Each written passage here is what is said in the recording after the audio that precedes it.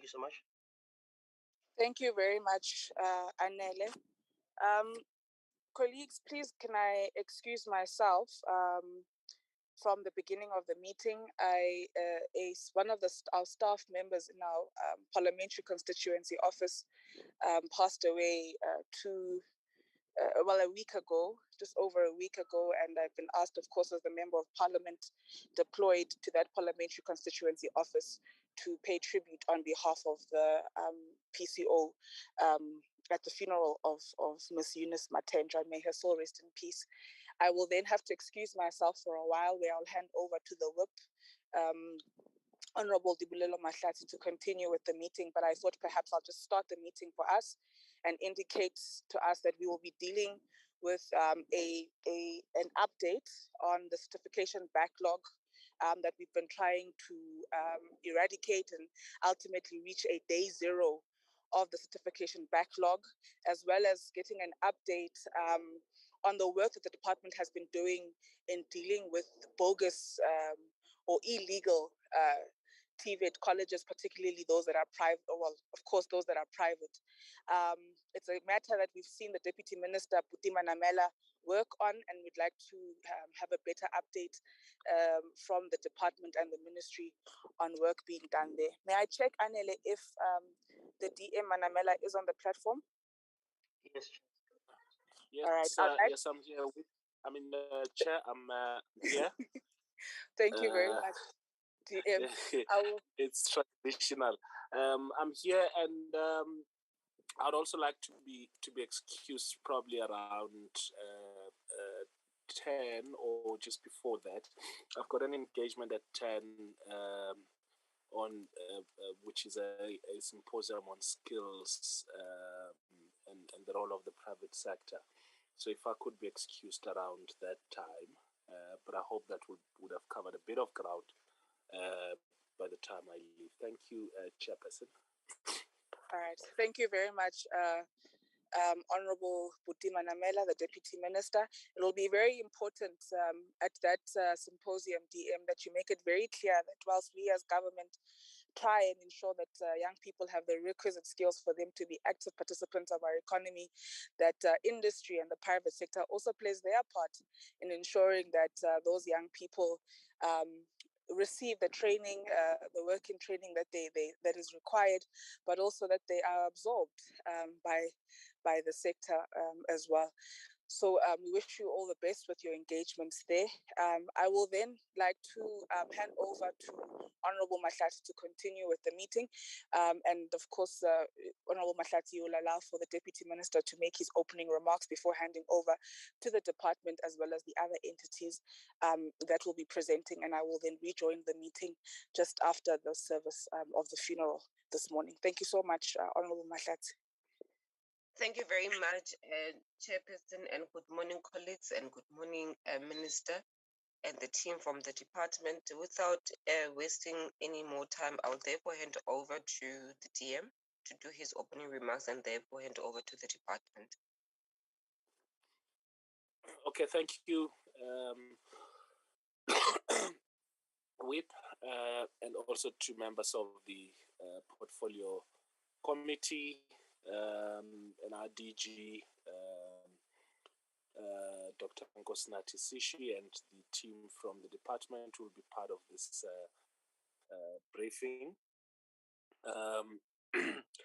And let me say that we really welcome this opportunity, because it gives us some time to engage with the committee on some of the work that we are doing, and to start by saying that our key responsibilities as the Department of Higher Education and Training is to ensure that a national quality assurance framework is in place in order to maintain and protect the integrity of the qualifications of our institutions. And this is one of the areas which we'll be briefing the committee on. And I think related to this is our responsibility to ensure that our institutions offer education and training, that those institutions are properly registered, but also want to give members a sense of the progress we've made in this regard and the challenges we've encountered, because and that this will be shown in the presentations to the committee. So the first presentation will give members an update on the certification backlog and the proliferation of illegal private providers. And I must say, Whip, as chair of the meeting, that we've made significant progress in the reduction of certification backlogs. And some of the steps that we've taken was the establishment of the team comprising of our department, UMALUSI, and the State Information Technology Agency, which will also brief the committee on this matter, and that we've reduced this backlog to close to 99.85%, almost to zero. And furthermore, regional task teams have been set up to address current and future certification matters with a view to strengthen capacity at college level and therefore averting any future backlogs. And I think the relationship between the team we've established at a national level, the regional task teams, and what happens at a college level has been one of the crucial knots that we had to untie for us to succeed in ensuring that we reduce the backlog to close to 100%.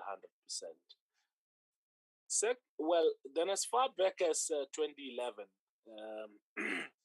we're working with the South African Police Services and the Department of Basic Education. We've been cracking down on the operators of bogus colleges, and over 40 operators of illegal colleges have been arrested, which includes US-based operators who use the logo of the Department of Education and Training. And as a way of enticing students, because of the involvement of US operators, we've also laid charges with the FBI and have published a list of colleges, local and international, on our website as a means to warn the public about alleged unscrupulous providers and their modus operandi.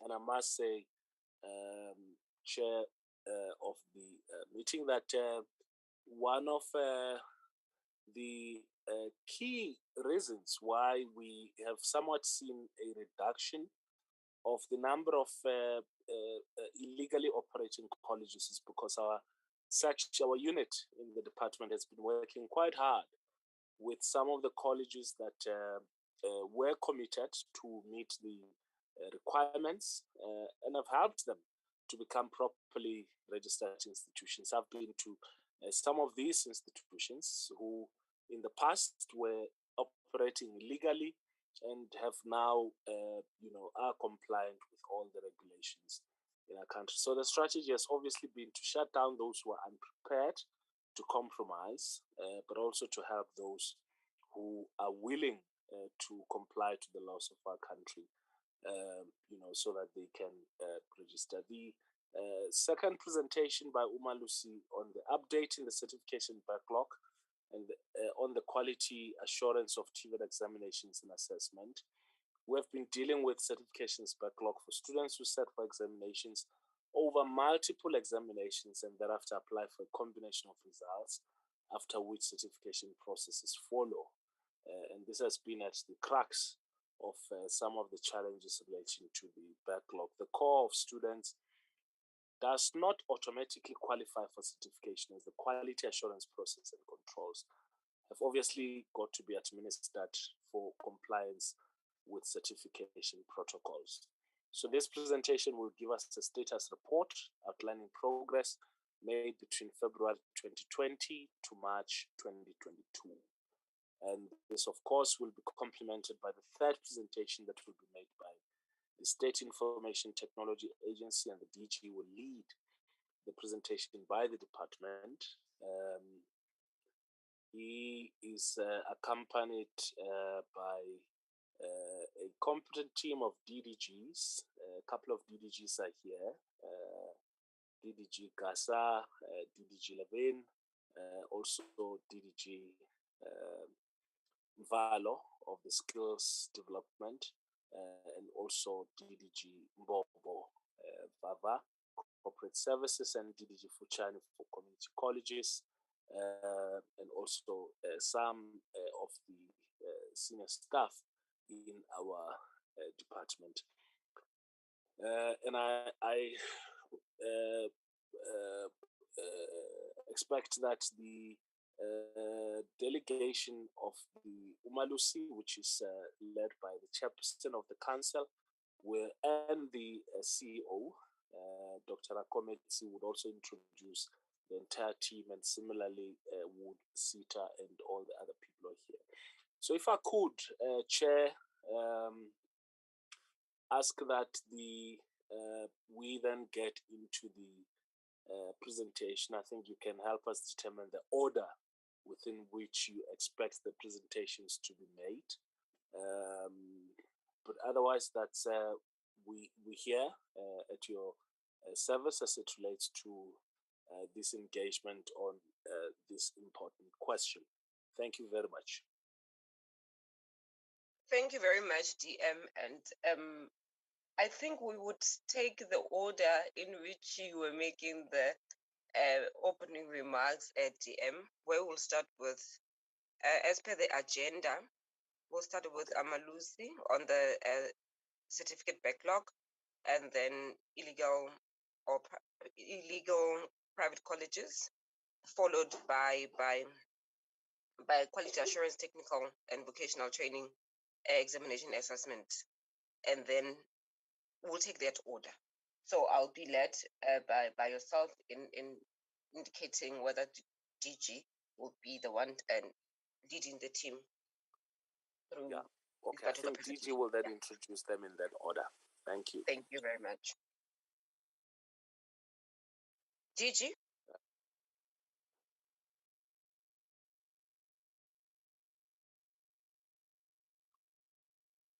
Okay. Maybe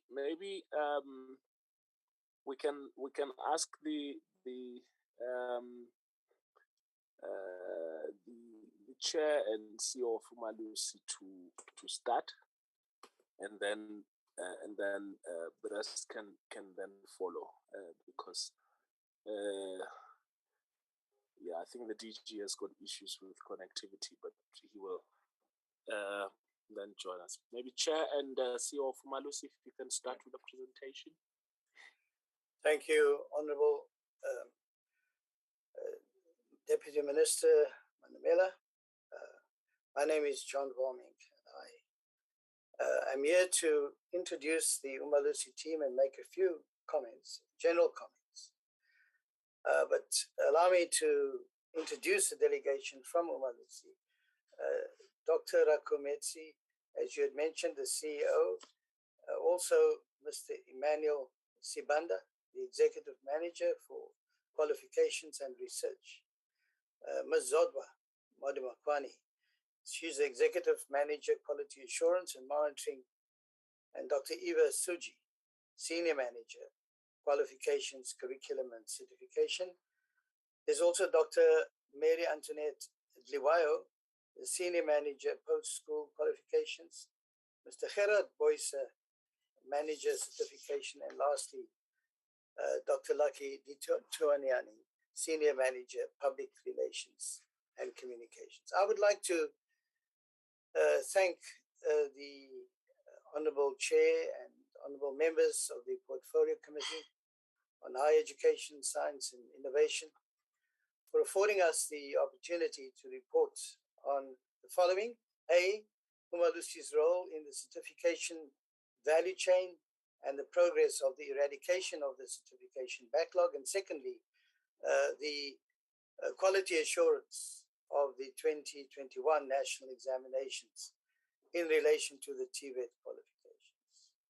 As you know, UMALUSI is the Quality Council in General and Further Education and Training, and has the mandate to quality assure and issue certificates in all qualifying learners, to all qualifying learners in the General and Further Education Training Qualification sub-framework of the National Qualifications Framework. According to the NQF Act 67 of 2008, as amended, UMALUSI is required to develop and implement policies for the quality assurance within its sub-framework to ensure the integrity and credibility of the qualifications and certificates issued by UMALUSI. So in order to accomplish the mandate of issuing certificates, UMALUSI depends on the assessment bodies to submit the requests for certification in compliance with the regulations and directives for certification. UMALUSI is responsible for the quality assurance of the following qualifications that are relevant to the work of this committee. Firstly, there's the General Education and Training Certificate, the GETC, that's at NQF level 1. Then there's the National Certificate, Vocational NCV, levels 2, 3, and 4, and also the quality assurance of the NATED report 191, engineering studies, N2 and N3. But UMALUSI only issues certificates for the N3, not for the N2. In other words, the certificates for N1, N2, as well as N4, N5, N6 are issued by the Department of Higher Education and Training. As a quality council, UMALUSI must thoroughly scrutinize and validate the data submitted by the department before issuing these certificates. Unfortunately, it must be reported that several rejections have happened in the past before certificates could be issued, because UMALUSI must ensure the compliance with all its quality assurance processes. So in an attempt to make the issuing of certificates more efficient, I'm delighted to inform the Portfolio Committee that there has been progress made in the development of the online system for the applications of replacement certificates if the candidate certificates have been lost or damaged. And the objective of the online system is to provide an alternative method for candidates to apply for the replacement of their certificates if their certificates have been lost or damaged. And the development of the online system has been completed, and UMALUSI is in the testing phase of the project as per the initial project plan. And the intention is to deploy the online application with the start of the next financial year, the 1st of April 2022.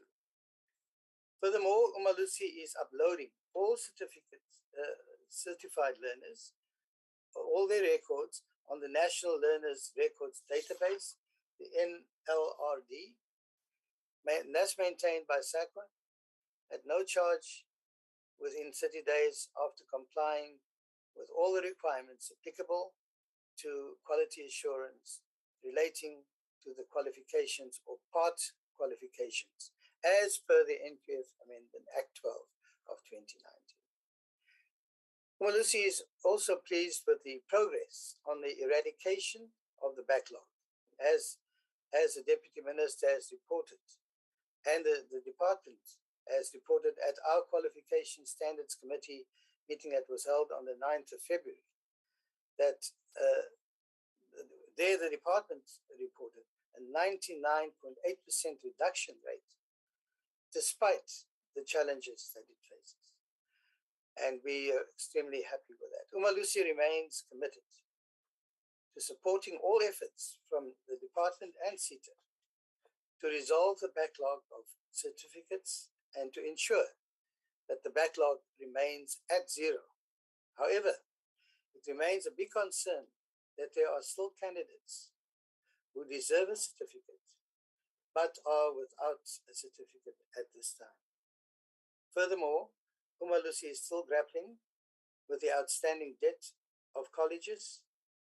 As previously reported, the certificates that are withheld due to the account of private colleges being in arrears, those are not regarded as backlog, quote unquote, by UMALUSI, because the certificates, the transaction has been successfully processed and ready for printing once payment is received. However, it has a snowball effect, and this affects the current learners who are enrolling at their colleges. UMALUSI has reviewed its policy for the reissue of the national certificates, and the policy was gazetted for implementation. In addition, UMALUSI has also published the policy for the certification of candidates of their records on the general and further education and training qualification sub-framework for public comment in 2021. And this policy is now in the final stages of being gazetted. Regarding the quality assurance of the 2021 national examinations, UMALUSI has once again delivered on its mandate of quality assuring the conduct, administration, and management of the national exams. And on the 18th of January this year, we issued a statement to the South African public outlining the processes followed in the quality assurance of the national examinations for all qualifications, except the DHET programs, whose quality assurance process was only finalized last week, and more details will be given in the presentation by UMALUSI. So, in conclusion, Honorable Chairperson, UMALUSI wants to reassure the Portfolio Committee of its commitment to working with the department and SITA to put a certificate in every qualifying candidate's hands. I thank you, and now hand over to Dr. Rakometsi and the team to present the two reports. Thank you very much. Thank you very much, Professor Volmink. Honorable Chairperson of the Portfolio Committee, Acting Chairperson, Honorable Mahlatsi, Honorable Deputy Minister Manamela, Honorable members, DG colleagues, ladies and gentlemen. With your permission, Chair, we are going to follow the following order. I'm going to ask Dr. Suji to do the certification backlog, after which she's going to hand back to me to do some introductory remarks on the quality assurance of assessment of TVET colleges, and immediately thereafter I'll hand over to Dr. Dliwayo, who will do the presentation, also just like Dr. Suji, and then hand back to me. We'll try to be quick in the interest of time. Without much ado, I'm handing over, Chairperson, with your permission, to Dr. Eva Suji. Good morning, and thank you very much for this opportunity. I'm just going to put off my videos. I'm just showing it so that you see I'm not a robot. So thank you, and good morning, everyone. Good morning, Honorable Deputy Minister, Honorable Chairperson, Honorable members of the Portfolio Committee, Prof. Volmink, Dr. Shishi, the CEO of SITA, members of UMALUSI, members of SITA, and members of the DHET. Thank you very much. Morning, Thank Doctor. you very much. Sorry Yes? to interject. We apologize for interjecting. Is it possible that we can put the presentation on slideshow? Thank you. Thank you. Right. Thank you very much. I'm going to present, as indicated by our CEO, I'm going to present on the certification, our role, as well as the status and the progress of the certification backlog. Now, first of all, as the chairperson of council has introduced, we are responsible to issue certificates to learners who have achieved qualifications at the exit points in general and further education and training, as stipulated in Section 17A6 of our GENFETQUA Act. UMALUSI is mandated to ensure that these certificates are credible, both nationally and internationally. Therefore, UMALUSI, as the Quality Council for General and Further Education and Training, must ensure compliance of candidate resulting in certification data with policies and relevant legislation. Now, to fulfill its role on the issuing of certificates, UMALUSI develops and implements policies and directives for certification. As you'll also see in the NQF Act 67 of 2008 as amended, you'll see that for our mandate and our functions, we develop and implement policies. So that's the same for certification as well. We maintain acceptable quality assurance standards for the awarding of certificates. We maintain a certification system and infrastructure, including appropriate security arrangements. We verify certificates that we issue. We also then issue certificates, which includes your first issues, the replacements, which is the duplicates, and that is the online system that we are developing, and then also for reissue. So the online system will only be for replacements or duplicates. Now, the role of the DHET or assessment bodies in the certification value chain. From the DHET, we require them to determine the result of a candidate in accordance with the national policies for qualifications registered on the GFET QSF. They will then supply the final marks to UMALUSI in the format outlined in the directives for certification. We have directives for each qualification. So the assessment bodies must then supply the final marks in the format as outlined in the directives. UMALUSI, our role, we must ensure compliance of the candidate data with policies and relevant legislation for the resulting in certification of learner achievements. Then we provide feedback to the DHET with reasons when we reject a certification transaction. And then if we approve the transactions, the data, we then certify the learner records and we issue the certificates. Now, UMALUSI processes the data set on receipt from the DHET. And we can confirm in terms of the progress and status of the certification backlog from UMALUSI's side, there are no backlog or outstanding data sets as received from the DHET. However, we have very stringent quality assurance measures as we must ensure that the certificates that we issue, they are credible and there's not a question mark on the certificates that UMALUSI issues. So therefore, we have stringent quality assurance measures in place. Unfortunately, this results in rejections when when it doesn't adhere to our quality assurance measures. We do reject them, as I said previously, and we reject it with reasons. So from UMALUSI's side, we continue with the processing of data sets, the printing and the dispatching of certificates. Also, in addition, we assist the DHET in identifying records of candidates that have passed subjects over multiple examinations and who qualify for a full certificate. So we identify these records and we send it then to the DHET. Also, we assist the DHET to identify records that were approved at resulting and not yet certified, or we also identify the rejected certification transactions that are still outstanding. So if we reject and they did not resubmit, we also identify those and we send it to the DHET. Then, just to say that UMALUSI remains committed to support and provide assistance with the certification and the eradication of the backlog. As our chairperson has mentioned in his opening remarks, UMALUSI has monitored the eradication of the backlog through our Qualification Standards Committee, which is a subcommittee of our council. Now, the eradication of the backlog is a standing item on our QSC agenda. And then the reports from the QSC are then tabled at the council meetings. And as the DHET reported at the last QSC meeting, UMALUSI is very pleased with the target reach and the overall achievement of more than 99% eradication of the backlog. UMALUSI maintains close collaboration between stakeholders to resolve the backlog. So during quarterly meetings as well as bilateral meetings between UMALUSI and the DHET, we monitor the backlog. Also, we have a certification task team meeting with the DHET where we address operational matters and challenges regarding certification.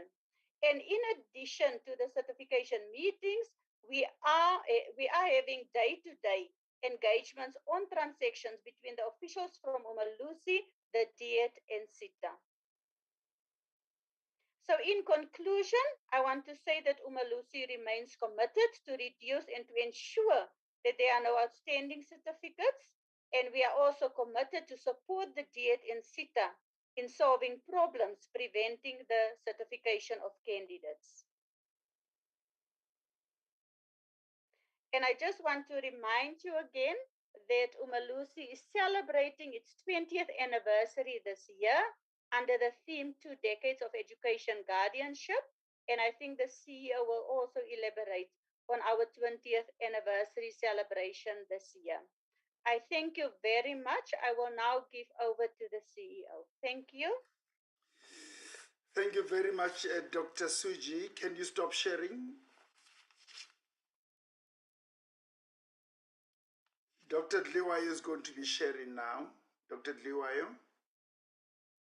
And then we're going to go to the slot on the quality assurance of assessment of TVET college examinations.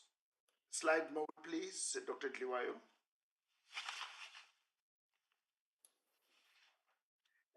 Thank you. Thank you. Okay. I'll continue. I'll hand over to you at some point, Dr. Dliwayo. The presentation outline will be as follows. We're going to look at the UMALUSI mandate and our regulatory framework.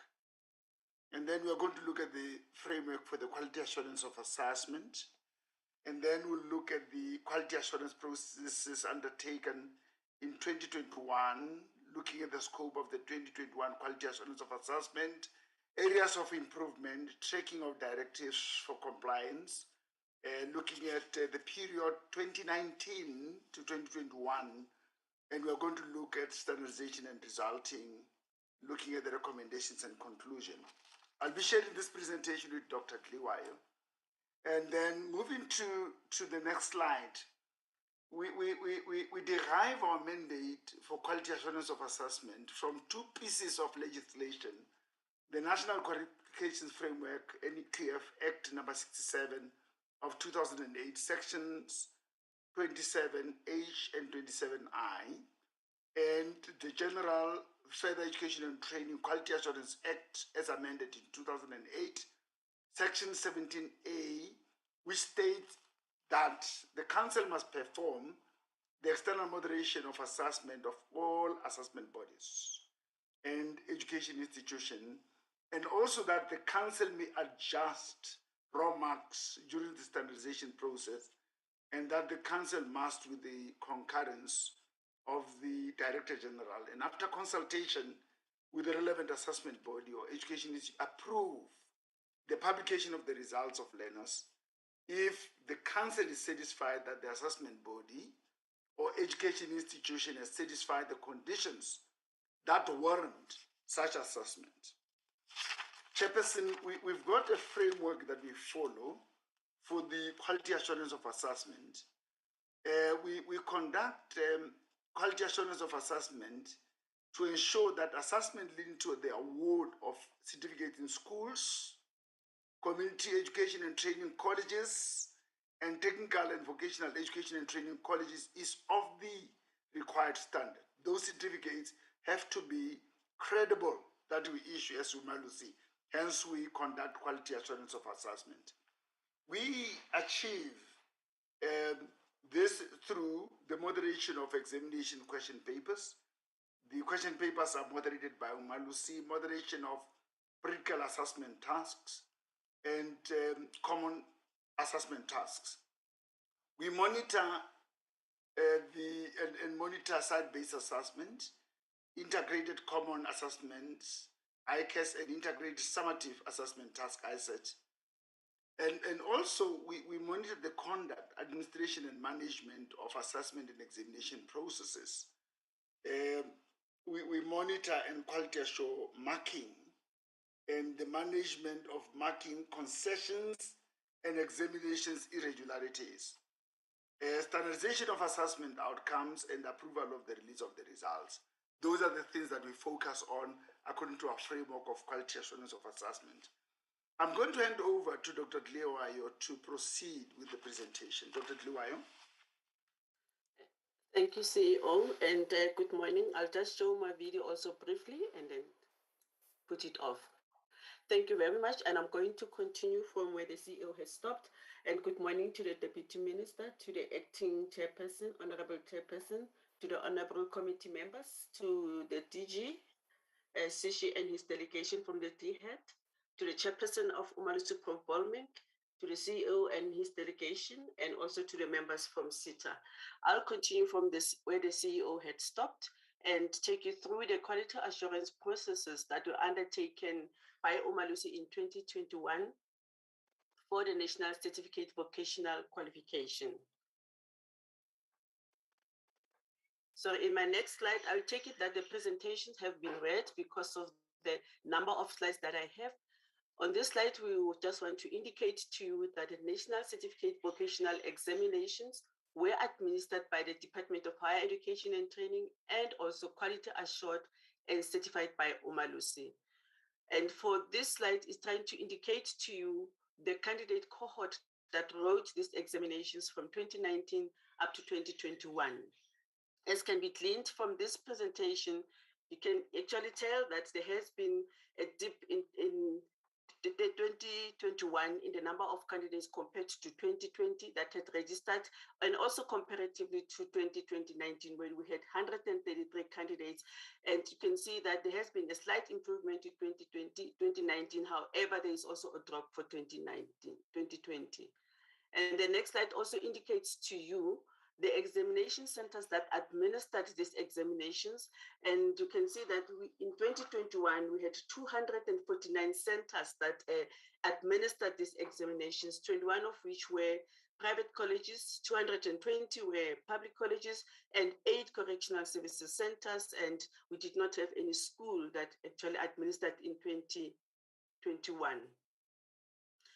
Under the moderation of question papers, which is one of the key quality assurance processes that we undertook, we approved 160 question papers with their marking guidelines for the November 2021 examinations.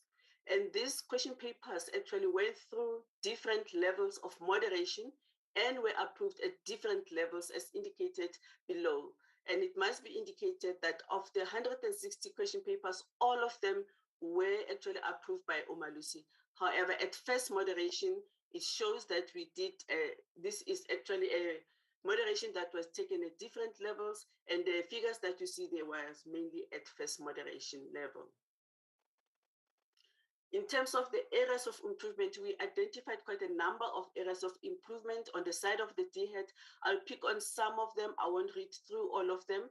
And I think in the first one, we looked at the technical aspects of the question papers, and we found that there was a significant improvement in the technical aspect of the question paper. This is key because the technical aspect would include your subject that are indicated on the cover pages and so on.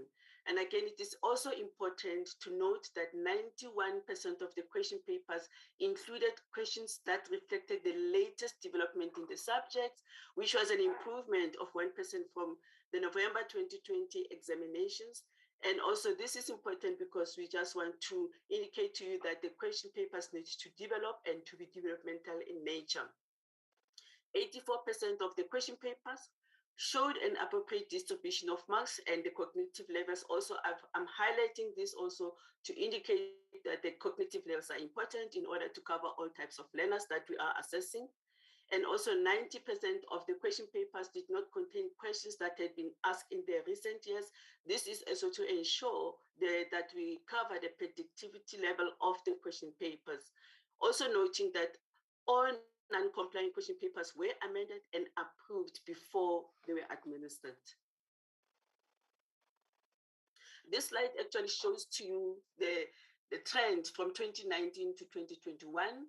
I'll not focus on all of them, but I just want to focus to the ones that are actually highlighted. But this also indicates to us that we issued directives to the Department of Higher Education and Training to ensure that they improve on the quality of question papers.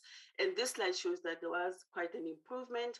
And whether in 2021, as it can be gleaned from this presentation, that we are at EMBA, and for some of the criteria that were administered, and the question papers, for example, in the first one, we submitted to UMALUSI all the prescribed requirements and criteria. We find that they met all the requirements, and this was an improvement. And also that the internal moderation also had improved in from the DHET side, which is one of the issues that we always raise, that they should actually rigorously moderate their question papers. Of noting here in this slide is the red part on the first criteria, that the marking guidelines here, the DHET needs to ensure that they are comprehensive and error-free, and the allocation of marks are within the questions should also be clearly indicated. This we found that there was no improvement from 2020 to 2021. It was not as required. This is important to note, that all the question papers and the marking guidelines should tally, so that all the candidates are marked as required. So as can be seen from in November 2021, 45% of the marking guidelines were not accurate, and just like in November 2020, and it was worse from the 33% of 2019. About 13% of them had errors and mark allocations compared to that of 2019. However, as indicated earlier, all these were corrected just before the question papers were administered. Again, area of concern here is that it is on the issue of using similar questions to that of the previous question papers that were more innovative and to enhance the quality. Again, we need the DHET to improve on that criteria. In 2019, 7% of the question papers contained questions that were taken verbatim from the question papers. This increased to 8% in 2020 and 9% in 2021. Or that rate needs to be improved on. And also the second one here, the question papers here containing information that is recent and relevant, in line with the latest trends in industry, as well as the latest development in the subject of teaching and learning. The DHET needs to indicate to ensure that that takes place. This is a concern because only 1% of the question papers did not comply in November 2019 compared to 6% in November 2020, and this wasn't in 2021. In the next slide, I'm going to talk to the internal moderation of the internal continuous assessment. This is the assessment which is done at the site level or at the campus level. The subjects that were moderated in October 2021 were 42 out of 231 across the country. And we also could not moderate the orals due to the challenges that were posed by the COVID-19. The oral assessments are the ones that are done in the languages. And the areas of improvements, however, is that many colleges had maintained files that were neatly arranged and we could find documents easily, and internal moderation had improved and the quality of task also had improved. However, there were concerns, but there were also improvements, as can be gleaned from this slide. And where it is amber, I won't get too much into detail because it shows that there was an improvement. However, in the first one, all centers need to submit their portfolios. As can be seen in 2020, all the centers had submitted, but in 2021, we had challenges that we came across. In the monitoring of the integrated summative assessment task, this is another task that is done, which is in the main a practical in nature. The subjects that were moderated in October 2021 is that we moderate the moderation of the ISET and the PET in 2021, focus on 54 NCV level 4 subjects, which is the final exit level of this qualification, we know that it has level 2, 3, and 4. In addition, there were 3 subjects from level 3 and 3 subjects from level 2 that were sampled. In total, UMALUSI moderated the conduct of the ISET and the PET for 60 subjects at 42 sites across the 9 provinces. And also in the 44 subjects, we also moderated the student competence in the ISET and the PET, and we also verified them on site because, as I said earlier, it is practical in nature. We further added 16 more subjects that had to be moderated on site. The areas of improvement that were noted, 67% of the visited sites completed their ISET according to the specification, which is an increase of 9% from the 58% of 2020. And 90% of the site had moderated the end product of both the ISET conduct and the end product, which is also an improvement from the 2020, that those were done in 2020. Again, here, we want to indicate that there was an improvement in this one, and there were also major strides which were made in improving the conduct of the ISET. We also monitor the state of the readiness of the department to administer these examinations. This was done in November 2021. We actually followed a risk management-based approach in which we were evaluating the level of the preparedness of the assessment body to conduct these examinations. And the main intention was to identify in good time any potential risk that may compromise the delivery of the credible examinations, so that if we need to correct, we need to correct on time.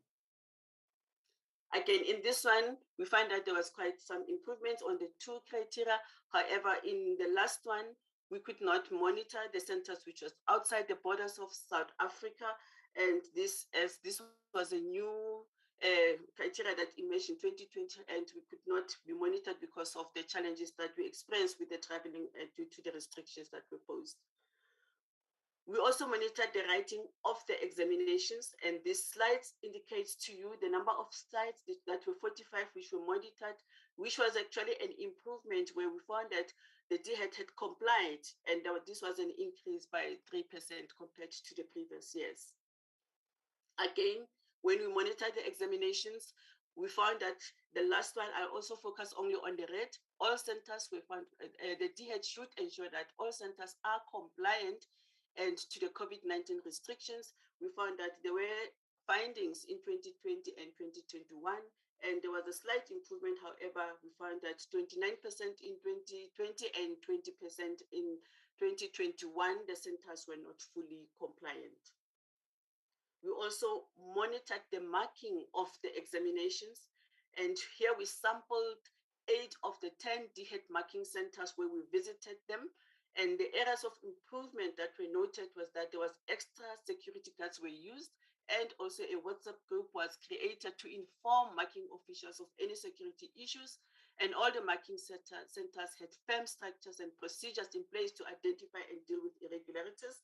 And all the marking centers monitored had qualitative reports, and the classrooms and the restrooms were, and water was available in the ones that we did. Again, there was improvement looking at the previous years that had taken place in terms of the marking centers. Here again, a concern is raised here in terms of the marking. This was a new directive in 2020. However, we find that we are appealing to the DHET to make provision for possible delays of the marking guidelines, that it is provided on time, and that marking centers should fully comply with the national disaster management protocols, and also marking officials should be trained fully for the running of the examination centers, of the marking centers. We also conducted the marking guideline discussions. These are meetings that are attended to standardize the marking guidelines.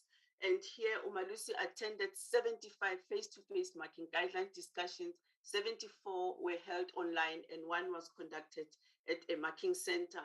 And here we also noted that there was good behavior in terms of the professionalism of the markers who attended, and the marking guidelines were signed off after an online meeting had taken place. And again, here there were some areas of improvement. The second one here, the DHET must ensure that the marking guideline discussions start on time. This was what we noted in terms of the attendance. And again, here, these are issues that the DHET needs to attend to, which are issued in the reports.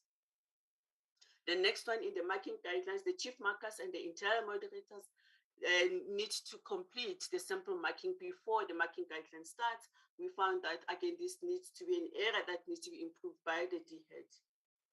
We also conducted the verification of marking, and UMALUSI moderated a sample of 10 subjects, 12 question papers each for NCV level 2 and 3, and we did 78 question papers for level 4. And here we picked up some improvements from the DHET, and those improvements actually indicate that there was an improvement from 2010 to 2020, where the moderator clearly indicated the script and the question paper. I won't read all of them, as this is quite an improvement from the DHET. And again, there was also improvement that we highlighted. However, in the first one, we found that there was a drop to 76% in compliance to this criteria. And the DHET must ensure that the sufficient markers are appointed so that the script limit per marker remains at 300. Again here, On the first one only, the standardizing of level 2 and level 3 marking guidelines is forwarded at all sites. We need to make sure that the guidelines are submitted. And there was a bit of a dip where 83% compliance was achieved in 2021 compared to 2020. The next section that I'm going to deal with is for the NATED Report 190-191 Engineering Studies. This examination was postponed and it was conducted in January-February of 2022 instead of November 2021. And in terms of the candidates that wrote this slide, indicates to you again the number of candidates that wrote the examinations. And as can be seen again from the slide, there was a drop in the number of candidates that wrote in 2021.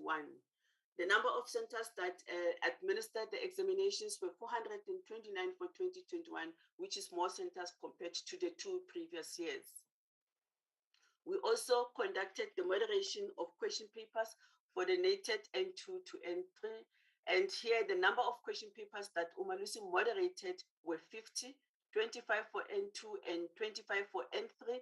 And also these numbers also indicate to you the moderation at different levels, and this was at first moderation level. The areas of improvements that were noted for the moderation of question papers, I'll take only a few here. Again, in 10% of the question papers, the questions could easily be spotted or predicted, which was a decrease compared to 20%, meaning that there was an improvement in ensuring that the question papers are not predictable. Again, we found that, again, the question papers, there were questions from the past 3 years and examination papers were eliminated. Again, there was also general improvement in the degree of originality of the question papers. The directives, the DHET must ensure that the question papers are properly numbered, they're internally moderated, and again, there must be reports that are provided to us when we do the moderation. We also did the moderation of internal continuous assessment for the NATED qualification. This one, we moderated 42 out of subject at 42 sites. There has generally been an improvement in record keeping and assessment practices, which is commendable for the DHET, and the quality and the marking of the marking guidelines were also improved. There was pre and post assessment moderation, which is also one of the good things, and the capturing of marks was also noted as an improvement. The performance of students also improved because it was shown by the support that was given during the marking of the candidates. However, the DHET needs to ensure that there are adequate facilities and resources for effective teaching and learning at all sites, and that internal assessment is duly monitored by college management, and that internal moderation is strengthened. We also monitored the writing of examinations, and this was done at 37 sites, and this was also done as the candidates were writing their examinations. And in terms of the areas of improvement, we found that the DHET had improved that, for example, the campus managers were appointed as chief invigilators at all examination centers, and candidates that wrote the examination had indeed registered to write these examinations. And again, you find that there were absentee forms were also available for candidates who did not pitch up for the examinations. In terms of what the DHET is required to do in this directive is that they are supposed to make sure that the venues are conducive for the writing of examinations and that invigilation is strengthened. Continuing with that, again, the invigilators should arrive on time. And this is quite important because invigilators are key to the writing of examinations, and there should be full compliance with the COVID-19 regulations at the different centers. We also monitored the marking of the scripts, and this was done. The marking of the 21 was done was conducted at 8 marking centers established by the DHET across the 7 provinces, and this was done by UMALUSI staff and also our monitors. And there was improvement in security measures that we noticed by the DHET. However, we say that the DHET must also make sure that all personnel report for the marking on time, and that all marking centers comply with the occupational health and safety standards, and that markers are selected from relevant programs and qualifications, and marking concessions are implemented accordingly by all marking centers, and marking security is stringent at all marking centers, And again, importantly, the irregularity committee should be duly constituted at all marking centers, and scripts are delivered to the relevant marking center where they are to be marked. And also we did the marking guideline discussions. This was done, we participated at 42 marking guideline standardization meetings. The meetings also were conducted for 30 instructional offerings were done online, and for the other 12 were done at Centurion. And here what we can say is that there was also improvements that were noted. The changes that were made to all marking guidelines, which was 100% of the sampled subject or instructional offerings, had no effect on the cognitive levels, which is good because there was no changes in these question papers, all in the marking guidelines, and all the marking staff displayed their professional behavior regarding the standardization of the marking guideline. And in terms of the directive to the DHET needs to ensure that all marking officials attend the standardization marking guideline meetings and are punctual, and the marking guideline discussions and are signed off by UMALUSI after the agreement has been done. And also we conducted the verification of marking, and here we did 30 external moderators verified a sample of N2 and N3 instructional offerings at these different centers. And the areas of improvements that were noted is that the standard of marking was rated as good in 84% of the N2 instructional offerings, and this was an improvement from 73% in the November 2020 examination, and it was 79% for the N3 instructional offerings. And again, it's an improvement compared to 2020. And again, the marks were transferred correctly when we did the verification of marking. The DHET needs to improve the standard and quality of the marking, and again, making sure that there is adherence to the marking guidelines to ensure consistency of marking, and that the compilation of the quality reports by chief moderators is also improved. I'll stop here, Chairperson, and hand over to the CEO to continue with the standardization and resulting. Thank you. Thank you very much, Dr. Dliwayo. Honorable Chairperson, I'm going to be very brief in the interest of time. The question is, what is standardization? Standardization is a process used to eliminate the effects of factors other than the learner's knowledge, abilities, and aptitude in their performance. And then further, why do we standardize? We standardize to ensure that learners are not advantaged or disadvantaged by factors other than their knowledge of the subject, abilities, and aptitude, and to achieve comparability and consistency of the results from one year to the next.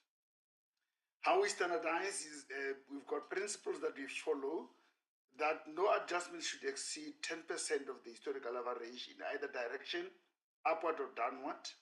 And if the distribution of raw marks is below or above the historical average, the marks may be adjusted either downwards or upwards.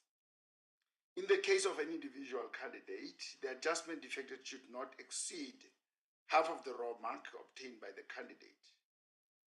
And after considering qualitative and quantitative reports, UMALUSI formulates positions on each subject. Now, like I said, I'm going to rattle through some slides. We standardize the results not only of the Department of Higher Education and Training, but we standardize the results of all the other assessment bodies, DBE, IEB, Sakai, and we indicate under each assessment body the qualification that we standardize. And then talking about the standardization process, it is an 18-month process, and Dr. Dliwayo has spoken about each of those processes. So I'm not going to go through them because Dr. Dliwayo has spoken about them. You can look at them at your leisure. Now, with the standardization of the NCV, the Department of Higher Education and Training submitted 261 subjects. The data sets were submitted on time, and we approved the standardization results. So I'm going to skip that slide also. You can look at it at your own leisure. Out of the 261 subjects presented, we accepted raw marks in 131 in 2021, 91 were adjusted upwards, 39 were adjusted mainly downwards. There was no provisional standardization, and we did not have any non-standardized subjects. So I think the figures are balancing there. Having said that, we can go back to the previous slide, Antoinette.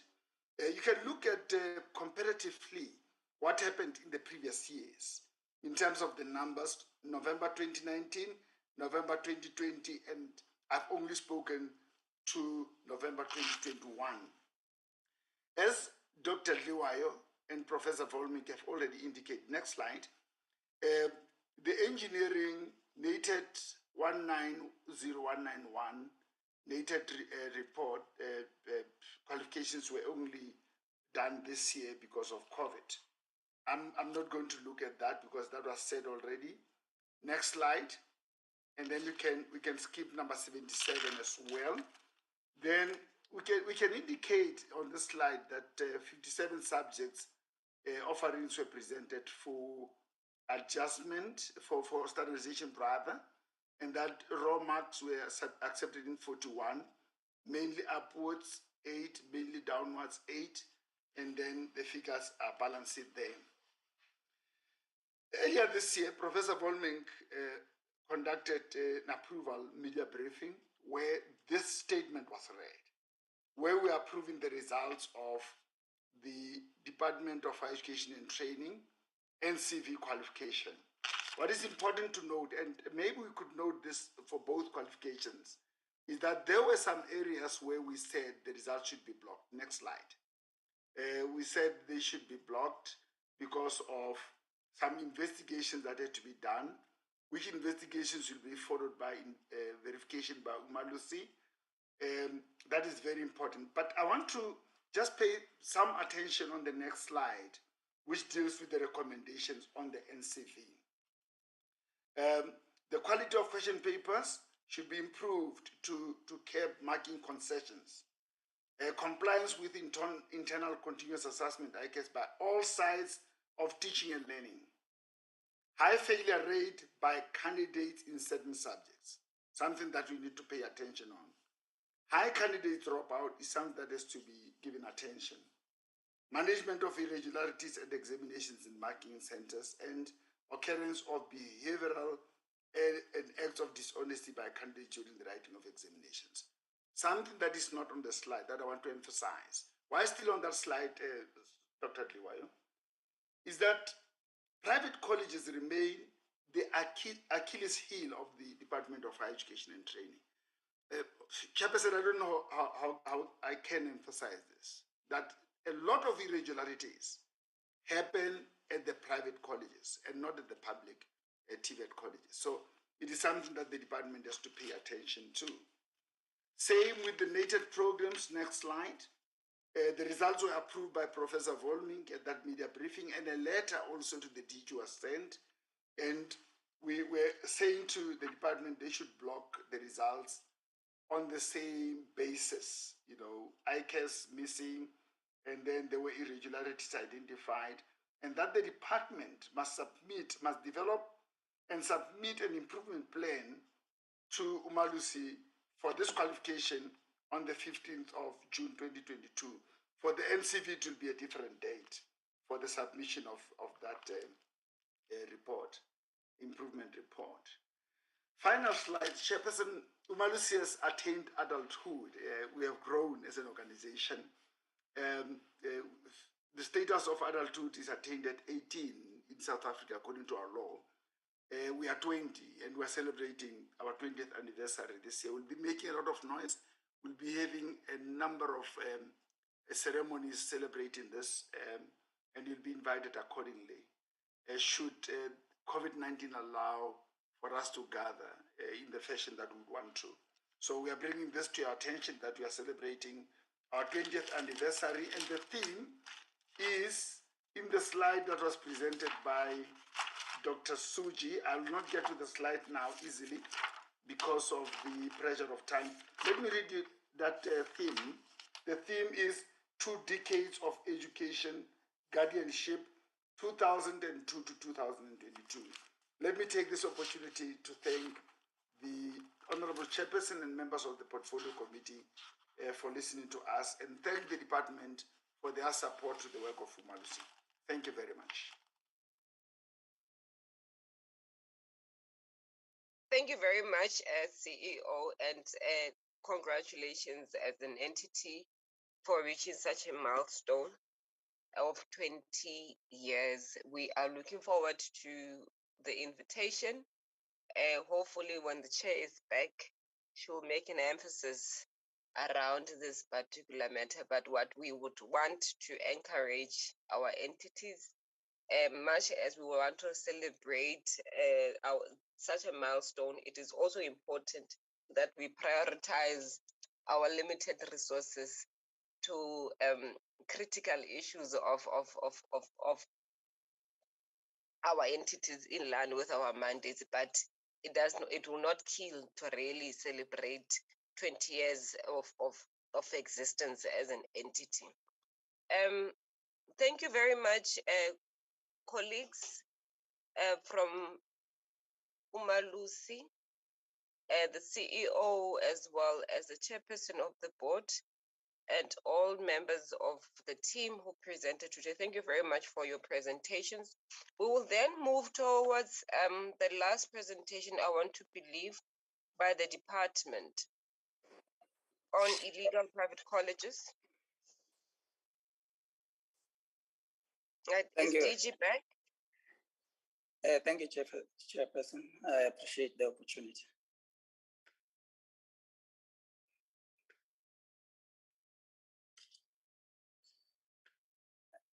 The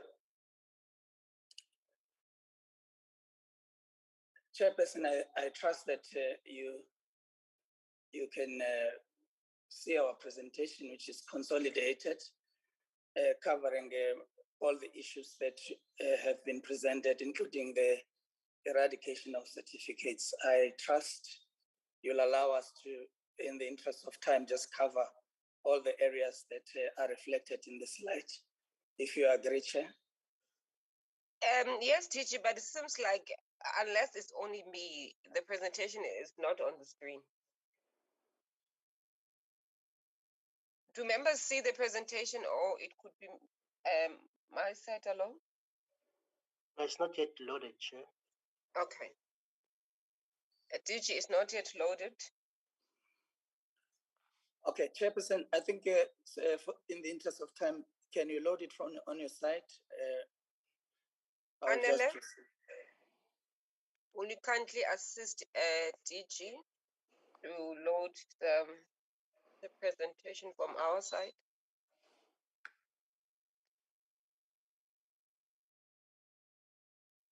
We'll just take just 2 minutes because I'm sure Anele was not ready, DG, but let's just give him a moment to load it first before we continue.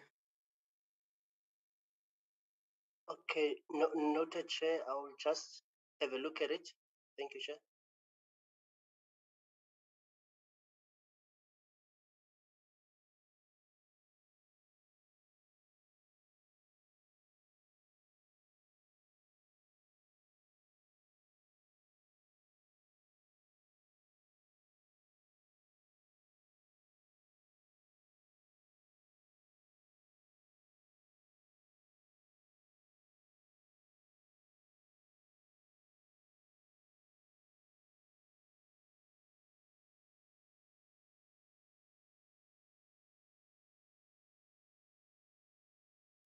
Here we go. TG, the presentation is on the screen. You can continue. Thank you. If you could put it on a presentation mode, please.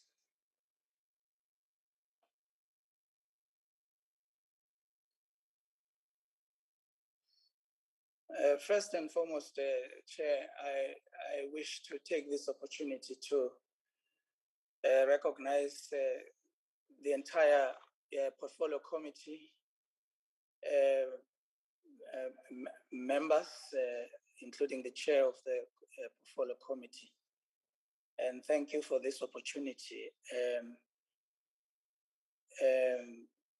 the chair of UMALUSI Council, Professor Volmink, and the CEO of UMALUSI, Dr. Rakometsi, the entire management of UMALUSI.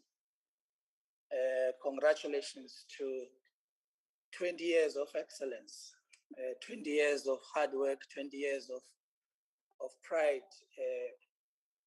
in the growth of the examination system in South Africa. From the time of the South African Certification Council prior to the establishment of UMALUSI, I think we have improved 360 degrees. And there are many who would agree with me in this regard. We celebrate with you, and we trust that you'll take the challenge of continuous improvement to make our country proud. And as the Department of Higher Education and Training, we will continue to subject ourselves to your rigor of processes and to ensure that we continue to chase the higher standards that you keep setting for us every year. Chair, the presentation outline covers the issues that I wish to, and some of them will sound like a repetition of what already has been presented by UMALUSI, just to show how the system has aligned itself to all the processes. And I appreciate the fact that UMALUSI presentation covered almost all key areas of the examination cycle. And in each cycle, it shows the progress that the Department of Higher Education has made, equally also indicating areas that still needs to be looked into and improved. And this is very important to us. And it is a commitment to us to making sure, Chair of Council, that in the presence of our portfolio committee, we make this commitment of ensuring that we grow examination systems in the Department of Higher Education and Training system in its compliance and quality. The roles and responsibility of the department in this regard, the progress and status of the certification backlogs covered already, and I'm not going to waste time. And later on, the narrative summary and the issues around the colleges. We present all of these issues for you, Chairperson, in the slide, in this presentation, hopefully covering all the areas of your concern. The department has indeed made significant strides regarding the reduction of certification backlogs. And we take seriously that we are saying 99.85%. And the 0.15% that is still outstanding accounts for existing examinations that we have written. As you know, that the cycle for colleges involve both the semester exams as well as the trimester exams, and therefore there is an overlap in terms of the examinations that are written in terms of those released and those that are not yet released, certifications that have been released, and also this will add to those that are rejected. And I think in the report by UMALUSI also there's an indication that there are cases where those happen. And I think over and above this, I think we are happy to have presented to the portfolio committee this kind of significant progress. And I think to us, it's not just about certification, it's about service delivery, it's about the credibility of the examination system in the country after all has been done in terms of exam cycle, to find that right at the end, when we have to release certificates, those certificates don't land in the hands of those who have written. It is not something we take lightly as a department. And we are going to work with UMALUSI to making sure that we don't go back there again, ever. There are task teams that have been constituted to help us to address this And we give credit to this progress to UMALUSI, to SITA, to all areas, including our colleagues in the GET areas, those who are responsible for DHET as well. We credit them for the contribution that they've made. Next slide. Eligible students who wrote exams and satisfied the requirements in the department has over the years released those certificates to colleges within 90 days. As a result, the students are expected to collect those certificates to colleges after they were released by the Chief Directorate for National Exams and Assessment. Accordingly, there are no outstanding certificates for qualifying students as far as the DET is concerned. And we want to maintain this and continue to do so. But working very close with UMALUSI, where, for example, rejection of certificates is in accordance to certain issues of non-compliance. We will work with UMALUSI to make sure that all of this is dealt with. Thank you. The mandate of the department in this regard emanates from Chapter 6A, Section 41B, subsection 4F, and Section 41G of the Continued Education and Training Act. And this empowers the department with the authority to conduct, administer, and manage exams and assessment in this country. The department serves as the national assessment body for both the TVET and CET national qualifications, and we provide a set of qualifications that we are responsible for. Next slide. The presentation as well, Chair, would reflect on the NATED Report 190, dating from November 1992 to 2019, as well as the National Certificate Vocational, dating back from November 2007 to March 2019, basically trying to indicate that we've gone down and very deep back into history, ensuring that we deal comprehensively with this issue. We are happy that we've reached this point, but we are disappointed that we went there in the first place. The department has been dealing with the certification backlogs for the students who sat for these exams over multiple exams and thereby applying for a combination of results after certification processes follow. The cohort of students do not automatically qualify for certification, as the quality assurance processes and controls have to be administered for compliance with certification protocols.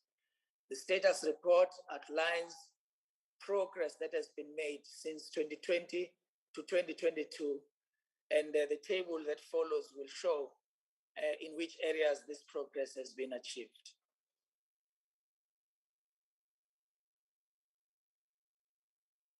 Next. Thank you. Chair, I think you will see the breakdown in terms of qualifications, the numbers of certificates that are in question, 65,000 certificates reduced to 10,000 by the 14th of October 2020, which is an 84% reduction. And by the 23rd of March 2022, completely covering all these areas. And I think, as you can see in the last column, showing the work that has been done from close to 125,000 certificates, with 68% of those certificates being issued, by the 14th of October, and currently about 186 certificates that are still under the scrutiny of the department, for not only because of backlog, but also because some certificates would have been not issued for reasons that are related to the quality assurance system. But they are still under the gaze of the department to making sure that we never go back to the kind of backlogs that we've seen in the past. Next. The first issue certificates are conceptualized as certified where a candidate met part of full qualification certificate requirements in an examination cycle. Whereas the full certificates are where the candidate met all qualification certificate requirements, which means that the candidate would have passed all required 7 subjects, which is multiple exam cycles. And an above table shows the statistical progress made in this regard for backlogs of 4 qualifications as on the 23rd of March, 2022.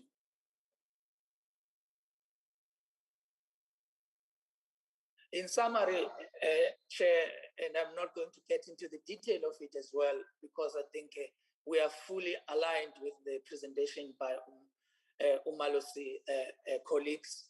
The above shows the progress that we have achieved in the GHET ABET level 4 qualification exams between 2001 and 2019 remained outstanding, and this figure represents a 100% decrease from the figure of 65,000 that were reported on the 18th of February 2020. And in business studies, which is N4 to N6 qualification exams, between the period November 1992 to 2019, we've covered 100% of those qualifications that are in that particular category.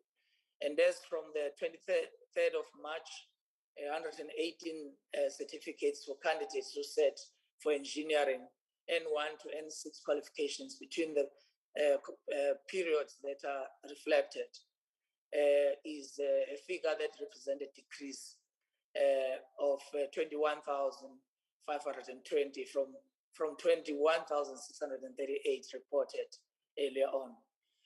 And as from the date of the 23rd of March, 68 certificates for candidates who set for NCV between November 2007 and 2019 were outstanding. And this figure represents a decrease of 8,208 certificates from a figure of 8,276 that is there. We are committed to ensuring that we do not only just deal with this issue, but completely eradicate the inefficiencies of the system. And overall, the progress regarding all the qualifications is reflected as follows: that the department, SITA and UMALUSI, and we would like to take this opportunity to thank UMALUSI for the support that we've received regarding working on this process that was reported earlier on, as early as the 18th of February 2020. Whilst a decrease of a number of potential candidates who are eligible for certification has been recorded across the 4 qualifications, the remainder is due to the degree of errors and the aged exam IT system, which is currently being dealt with, and the certification records, which could not be processed by both the department and UMALUSI. And the interventions by jointly ourselves and SITA, as well as UMALUSI, were presented to the portfolio committee, and they remain in place to address whatever is outstanding, but also to completely ensure that inefficiencies in the exam systems are dealt with. Most of these challenges has been dealt with, as I've indicated, and I trust that in the report of UMALUSI today, this confirms that our numbers are also aligned, but also that we together collectively, agree on what needs to be done to making sure that we don't go back to that situation. Chair, allow me at this point in time, if you agree, to deal with the issue of the private colleges as reflected in the slide. All private colleges, and in the report by UMALUSI, it is very clear that most of the irregularities that we are reporting in exams are largely located in this area of private colleges. And I think you will see this year a focus in this area. And the Deputy Minister, in his opening remarks, also kind of provided a direction in terms of the attitude of the department that we will support this sector to ensure that they comply, but we will also apply the letter and spirit of the exam legislation to ensure compliance. All private colleges accredited by UMALUSI to offer N1 to N3 and NCV are required in terms of the Act and regulations to register with the department. The CET Act and the regulations provide that no person other than the public institutions, unless such a person is registered with the department, may offer these qualifications. The department is charged with the responsibility of implementing the legal framework for regulating the provision of these qualifications, and also to ensure that there is registration at national qualifications frameworks from level 1 to 4. Constituting this legal framework the following legislative pieces that informs it. That the Constitution of the Republic of South Africa, Act 108 of 1996, the Continuing Education and Training Act, hereafter referred to as the CET Act, as well as the regulations for the registration of private further education and training colleges promulgated in 2007. And in terms of the Act and regulations, any private colleges that offer continued education and training qualifications without registration with the department is operationally illegal, and therefore it contravenes the CET Act and the regulations that are cited above. Once a college is registered, their names are entered in the register that is published on our website, and we register these colleges and we continue to update regularly. These colleges, and students are urged to check the registration status of the private colleges, and all our parents. And we continue in our campaigns to try to reach out to all our stakeholders, making sure that the provisions of the Act are understood, are complied to, but we also support those who are struggling in this regard. And we continue to do so, and we are committed to making sure that this is a defining character of the approach of the department. The department is regulating the provision of private colleges through registration, and that the department is also working closely with the police by reporting all unregistered private colleges to the police for investigations and prosecution.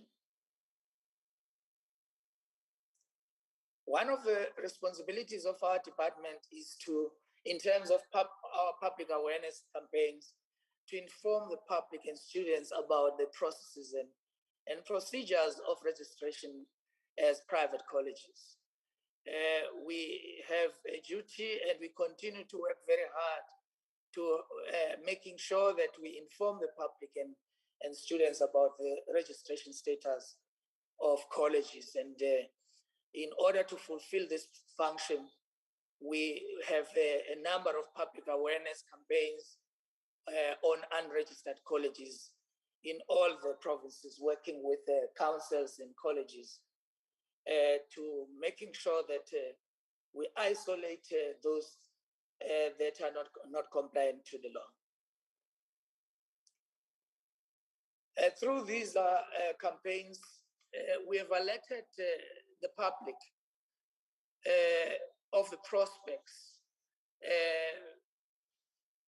in this regard, and we've alerted them of the qualifications that are offered by these private colleges that are not registered.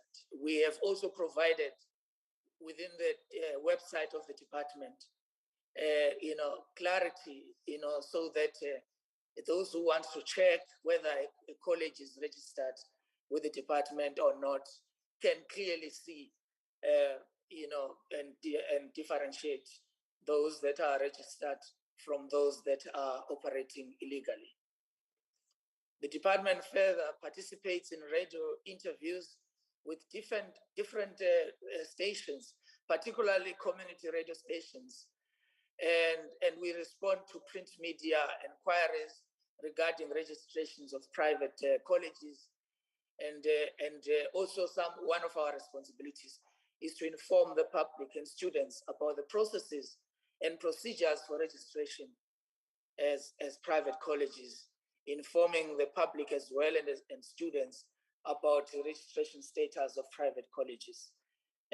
In order to fulfill this function, we continue to intensify our public awareness campaigns to work with the public in informing the public in this regard. Thank you. The department, working with the police, including Metro Police, have established close working relations in dealing with illegal private colleges. Since 2020 to date, we've closed some of the private colleges, and we'll continue to close others through the provisions and following the due processes of the law.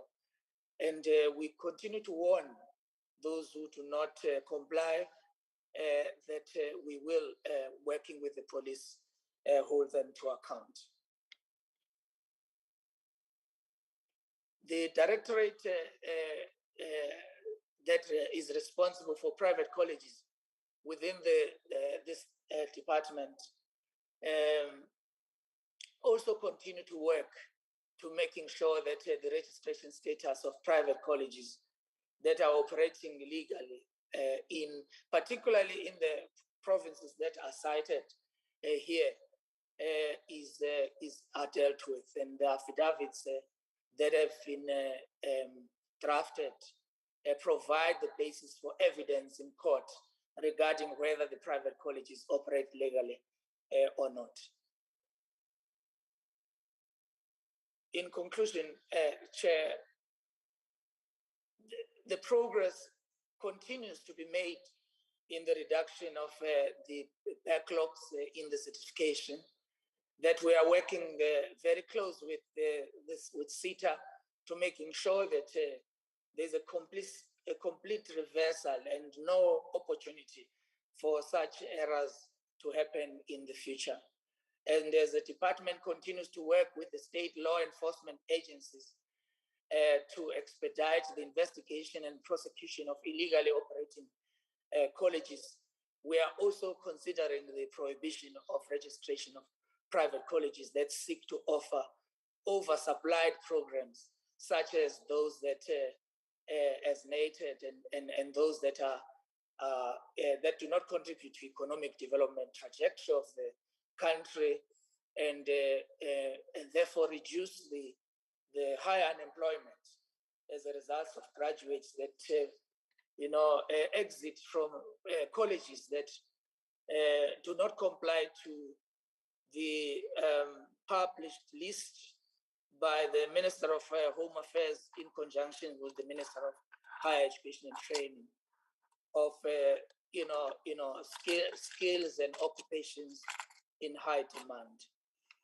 Thank you very much for this opportunity, Chairperson, and congratulations once more for UMALUSI on its 20th anniversary. we wish you well going forward and assure you of our support. Thank you, Chair. Thank you very much, DG. And let's take this opportunity to welcome all presentation by UMALUSI and yourselves. Colleagues from the Portfolio Committee, this is an opportunity for us to engage all three presentations as outlined. I would therefore recognize hand. Sorry, Chair, Hello? there's an outstanding presentation from SITA. Oh, apologies. Apologies, colleagues. Let's take the last presentation from SITA, and then from there we would then take hands immediately afterwards. Apologies to colleagues from SITA. Sincere apologies. Let me hand over to you. Morning, Honorable Chair, Honorable members of the Portfolio Committee, same as the Honorable Deputy Minister, and all my colleagues from UMALUSI, colleagues from the DC, from the department, colleagues also from SITA, as well as the colleagues that have joined us from the Department of Communications and Digital Technologies. I think, Honorable Chair, you are not wrong. Indeed, the Holy Spirit has spoken well to yourself, because we will now be repeating, I think, all of us, exactly the same thing. I think you would recall, Honorable Chair, the presentation is there. I'm assuming members have read. What we were asked to do, Chair, since 2 years ago, was what is it that SITA can do in terms of making resources available from people, from technology and tools to assist both the department and UMALUSI in resolving the challenges of the backlog using technology tools and systems. I think the two colleagues or the two entities have already presented to that to say, indeed, we have now done that which we were asked to do. There is only about a 0.1% that is left of a backlog, and we are also working with them to even address that 0.1%, which is not more system related. It's more about business rules that needs to be implemented to make sure that even that 0.1% is reduced as quickly as possible. And as SITA, we're still committing ourselves, and as we are doing it even now, where we are working with them to ensure that they do all the manual work that they need to do. They pass the business rules that they need to make, and we even assist them to analyze the data that will even allow them to resolve even the remaining 0.1%. So in that nutshell, Chair, I think I'm here today with my colleagues. I can apologize. I apologize again for my minister and deputy minister. Our honorable chairperson, also Ms. Makano Musidi, wanted to join the meeting, but she is also presenting in a separate session at this point. So I think without Chair going through all the slides, because we'll be saying exactly the same thing that have been said by our colleagues, we confirm the work that has been done. And as SITA, we still pledge our commitment that we will continue to assist the department in all areas that talk to systems, technology, and business processes to ensure that there is no child that is sitting there without a certificate after they have returned their examinations. I think with that, Chair, we will be ready to answer any questions that the honorable members may have, without taking you through the same slides, talking the same thing that my colleagues have already explained to you. If that is acceptable to you, Honorable Chair. Thank you very much. I think that is quite acceptable, given the fact that presentations speaks to the same issues. I think that will be acceptable to our meeting. And let me then allow colleagues from the portfolio committees also wish to engage on all presentations that have been put before us to make to raise their hands. We'll see on the platform. I now recognize Honorable Mananiso, Honorable Boshoff, Honorable Sibia, Honorable Dr. Kumalo, and Honorable Machezi. In that order, colleagues, and then Honorable King. In that order, we will continue to recognize others as we continue with our engagements. Honorable Mananiso. Thank you, Chairperson. Let me start by checking if I'm audible. You are audible, though it sounds a little bit faint. Can we try again? Chairperson? Yeah, there's an echo. There's an echo from you, but we can hear you, Honorable Manani, so you can continue. Okay, thank you, Chair. Let me welcome all the presentations today from our colleagues. And one would say that indeed there's progress that has been made. However, one would want to just suggest to say that to the department, they need to provide us with the plan of action in terms of all the recommendations that have been done by the by SITA and as well UMALUSI with regards to dealing with the issue of backlog of certification. Chair, my issue again is on the report with regards to the illegal colleges and universities. One must say that fact is that at times we don't see where this particular information is publicized. I have noted that yes, we do have the information on the site. However, for those who cannot access internet, we leave them behind in terms of such information. So one would want to suggest that the department must actually strengthen their communication strategy in terms of ensuring that they publicize this information for everybody. I've noted on some of the presentation that they normally use your radio station. I just want to emphasize that they must use local newspapers as well. Just they need to partnership with the department, for instance, your district department, to ensure that they filter down the information that is with it has to do with your illegal universities and TVET. And as well, I would want to include the fact that they need to partner with the district.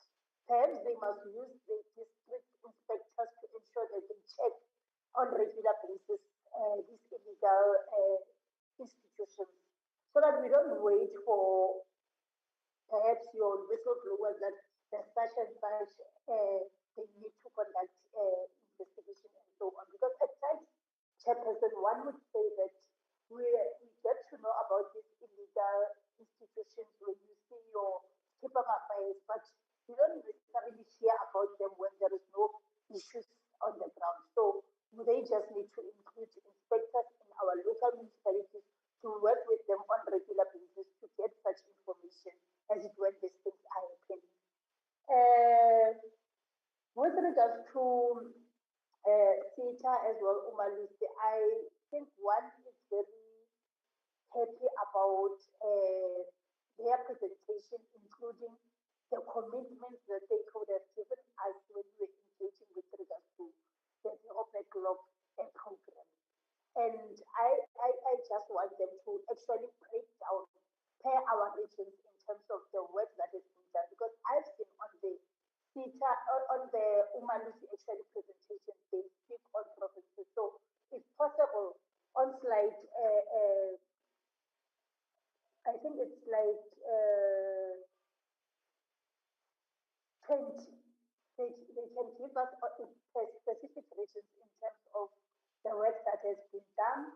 And I'm happy as well with regards to UMALUSI on the issue of slide 35 about them engaging with institutions on the matching guidelines, and it's commendable.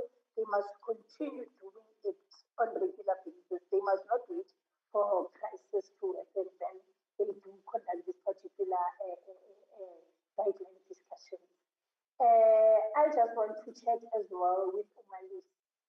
Can they give us an example with regards to what is it that they do when there are repetitive offenders? For example, when they were giving us a presentation, they indicated that there's issue of invigilators coming late. I just want to check what is it that they actually do when such happens, because I believe that this is just abnormality that I could just wake up and go to work late, while I know that there are specific protocols in terms of what needs to happen when there's some examination taking place and so on. And I think the issue of their recommendation being given to us as a plan of action will be important, so that when we do our oversight, we are able to check if they are actually executing what they have committed on. Chairperson, with regards to SITA, one must say that I just want to check if there's a plan of action in terms of when are they anticipating to deal with the IT issue.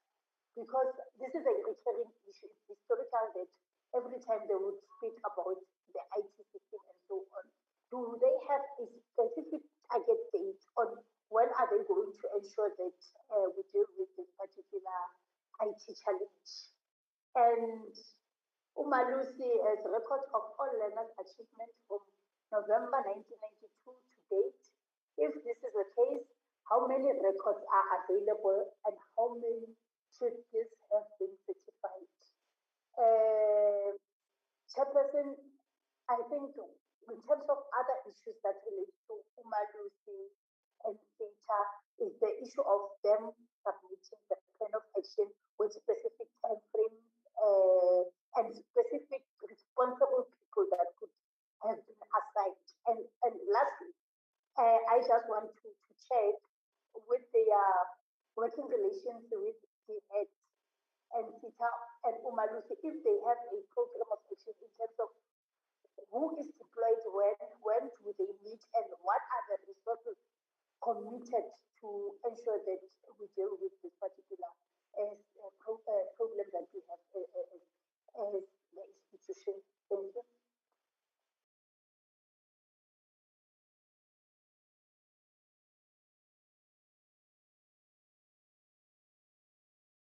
Thank you very much, Comrade Mananiso. Sorry, Honorable Mananiso. Honorable members, the chair is now back on the platform. I'll therefore hand over to her to take the meeting forth from here. Honorable Boshoff, it's now your turn. Thank you, Honorable Chair. I must ask forgiveness if I ask something that has been mentioned. I'm in public transport and it has some challenges for following a meeting quite closely, especially if some of your fellow travelers think you are listening to the radio or something and they start discussing other stuff with you.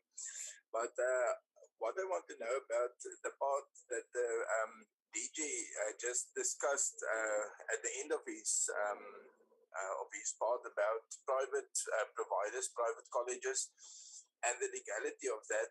I would like to know if whether there is something like an investigative unit where one can put in a name, because what some of these private colleges do very effectively is to exploit the gray areas. They are registered for something, but they are presenting something quite different from what they are registered for. But if you look on the register for legal colleges, you might find them there, but they actually,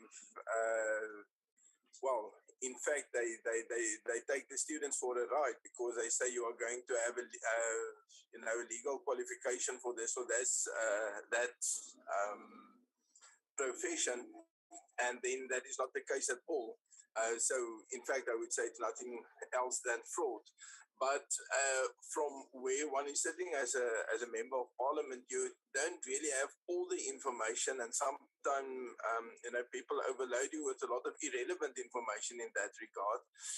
And it would be really great if there's some address where one can direct this kind of thing to be investigated. I have done so, but then one doesn't get a clear answer. It's just something like, no, it's not necessary for whatever. It's a kind of a vague answer. I'm speaking of a specific example on which I wouldn't elaborate at this stage. Okay, so my question is just about, is there an institution like an investigating unit where one could report something and count on it, that it will be taken from there on? Thank you, Chair. Thank you very much, Honorable Boshoff. Greetings again, colleagues. Thank you very much to Honorable Mahlatsi for holding the fort. I believe the order should be Honorable Makesi, followed by Honorable Kumalo, Sibia King, and then Litsie. So I'll now take the hand of Honorable Makesi. Thank you, Chair, and good morning to everyone. I would like to, first of all, express my appreciation for the different presentations that we have received, and also to go on and congratulate UMALUSI on their 20th celebration. We wish you another 20 years and more years of excellence and credibility that you have shown to the country, and all the best to all of you. I just want to find out, I have to say, like, I would like to commend UMALUSI on getting to achieving 99% of providing the certificates, as we heard from the discussion.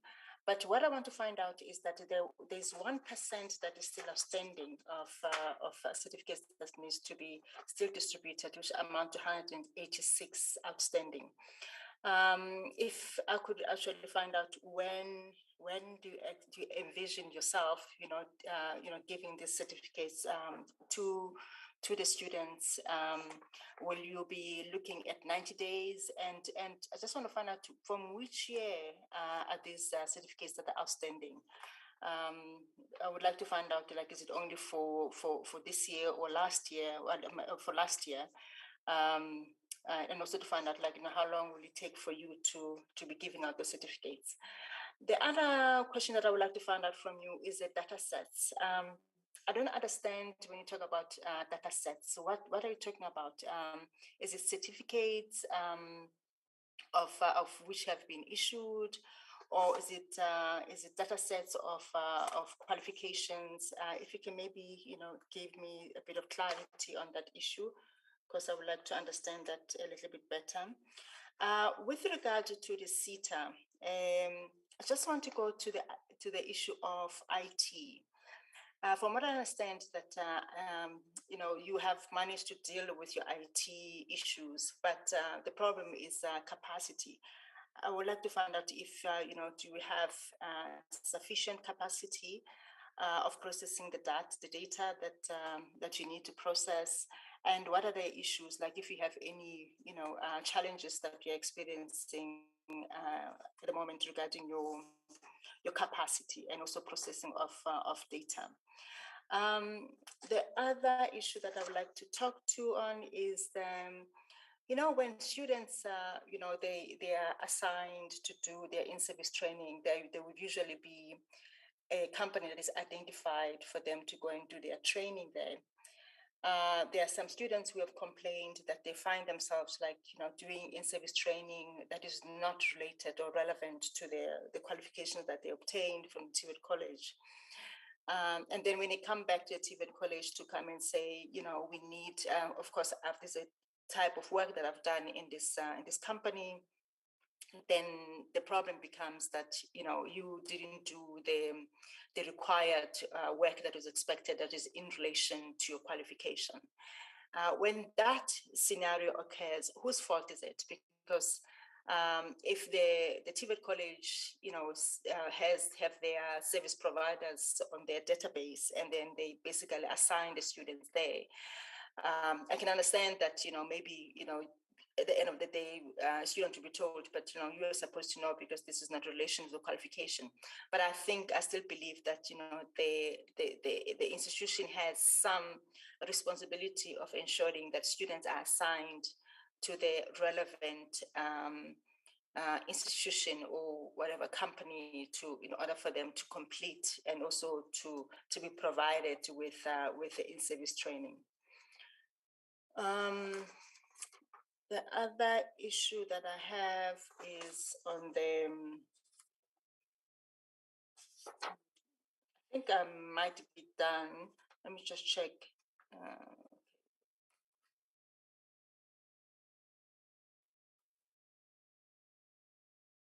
Okay, the other issue that I want to find out as well is, I don't know if the department will be able to maybe assist on that.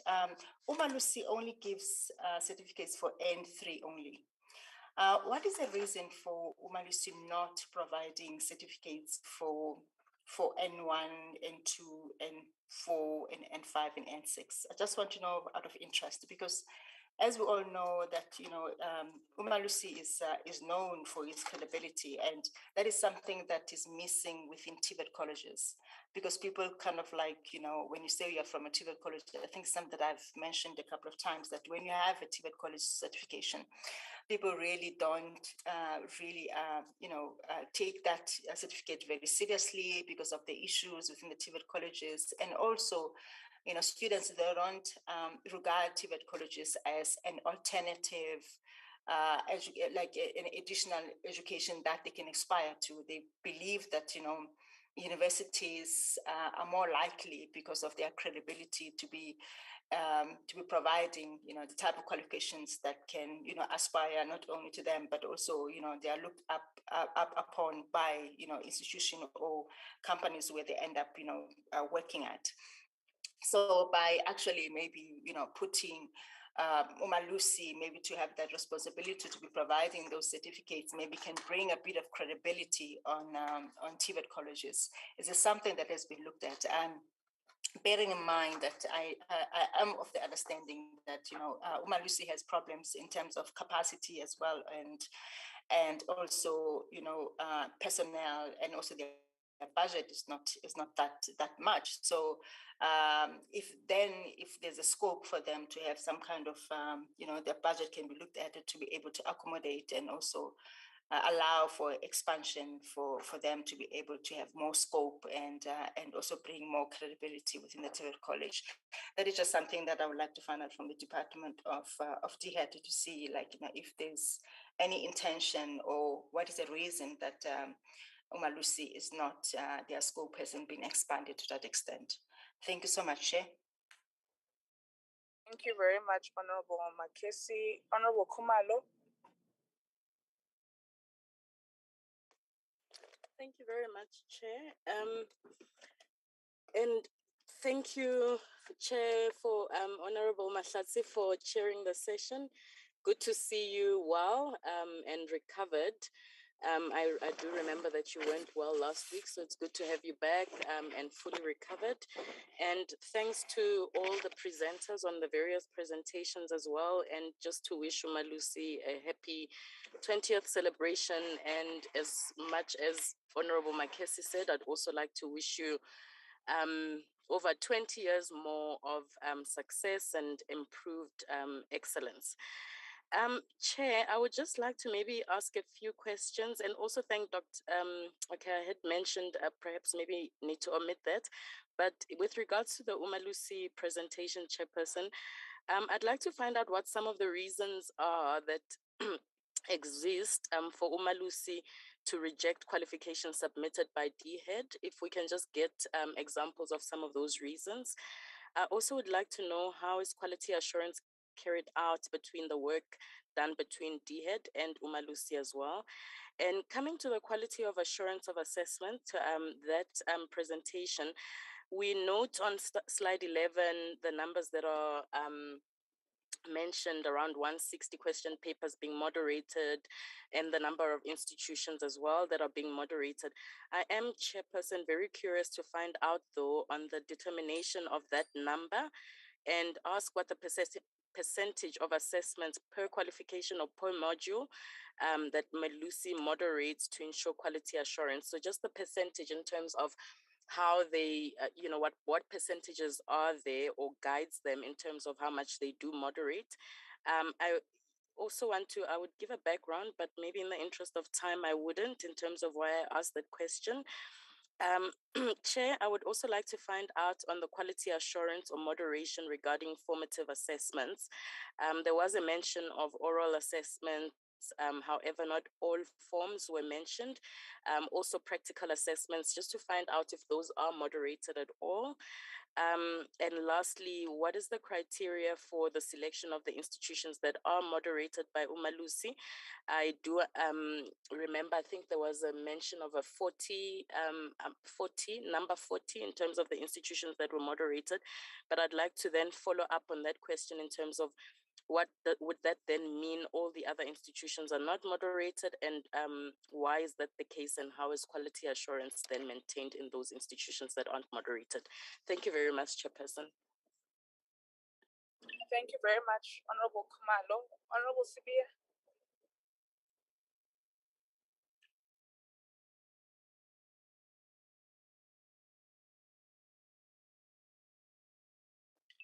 Ma'am Sibiya.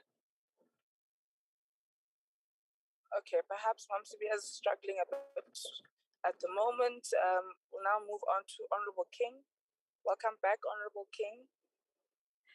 Thanks, Chairperson. It's good to be back in the committee and hear all of your voices. Let me also start by congratulating UMALUSI for their 20 years of great service over the years. Also coming from a teacher's background in the basic education department with high school learners, specifically grade 12s, I must say I do commend them on the work that they have been doing so far in South Africa.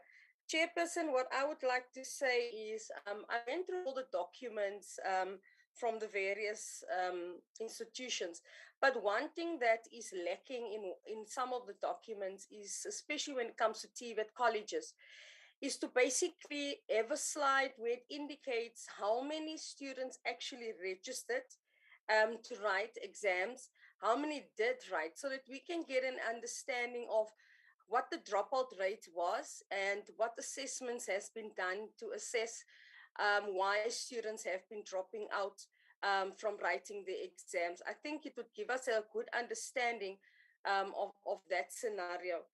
Then Honorable Makesi mentioned something which I think all of us has been riddled with, where students are basically reaching out to us for the in-service training, which they have completed, and now they are not being accredited to receive the certificate because either they have gone to a wrong institutions, whereas they were referred by the institution themselves to that institution.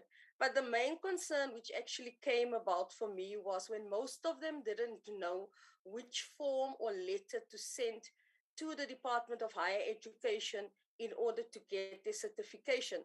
So I just wanted to find out if there is a standardized form or a standardized letter which students can use in order to ensure that they actually receive the certification. Because on one occasion, you receive a WhatsApp message from 3 different students who handed in exactly the same letter. 2 has been approved and received the certification, and then you will find the one that has not been approved. I'm going to read something here that's about guys from the Red Seal Wires license. It says, please assist, there are so many of us that did everything we could to better ourselves by obtaining a Red Seal to be able to better care for our families. But now we wait for years after we successfully completed our trade test.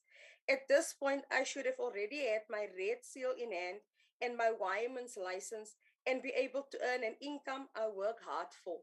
So this is very heart-warming when you see things like this, because it means we are excluding so many of the desired skills that we need in our economy because of a mere certification, a misunderstanding, or a form that is not standardized. So I just want to find out if there is a standardized form and if there has been KPIs set for various officials on how far they are when it comes to certification backlog, and if they really reach the 90-day time frame in order to issue these certificates to students. Okay. On the private institution, I would just want to get what is the eligibility criteria to register a private institution? Because when you see these institutions just popping up, it's difficult to understand what criteria was used in order for them to actually set up, because some of them would be in funny buildings, and you would have expected that some form of oversight was conducted to ensure that when you do deliver skills training or some form of TVET college education, that the building should have been conducive for these students to receive learning material from. Also, how long does it take to issue a private institution with a certificate of compliance? And how often are private institutions assess of the accredited courses and certification output? And do we have proper measures in place to ensure that we do actually do the oversight and consequences, not only to the private institutions, but also to the Department of Higher Education, should they fail in their mandate to do proper oversight on a yearly basis? On UMALUSI, like I said, being involved also with matric marking, with CAS, internal CAS assessment, summative assessment, and evaluation of your systems. I just wanted to find out the process that is used from UMALUSI. Is it also linked to the basic education's way of doing assessments for grade 12 to ascertain that your ICAS, your evaluations is done properly, and your PET assessments is actually compliant with? Then also when you read the report, you also find that there are various people who have set up question papers that were not of great standard. I just wanted to find out from UMALUSI what measures has been put in place to ensure that we do not find that we are sitting again with the same people who set up the question papers who did poorly, and then they back in the system again. And lastly, when it comes to not evaluating or recruiting markers, normally you would find unions are involved in this process. On a higher education level, when we do get markers, do unions have a role to play when markers are being evaluated? Chairman, thank you for the question. Thank you very much, Honorable King. Honorable Sibia, can I check if you're back? Morning, Chairperson. Hello? Yes, we can hear you, Ma'am Sibi. Okay, thanks for all presentations. Because of the network is so bad, I left with one question. I heard that the illegal TVET colleges were closed in some provinces, but I didn't hear anything which says ukhona oboshiwe. Bayaboshwa noma nje they just closed down then sekuphelile njalo for abusing illegal rights yama students. Thanks, Chairperson. Thank you very much, Ma'am Sibia. Honorable Litiye. Good morning, honorable members. Good morning, DM. Good morning, Chair. Good morning, UMALUSI, SITA, the department led by the DG.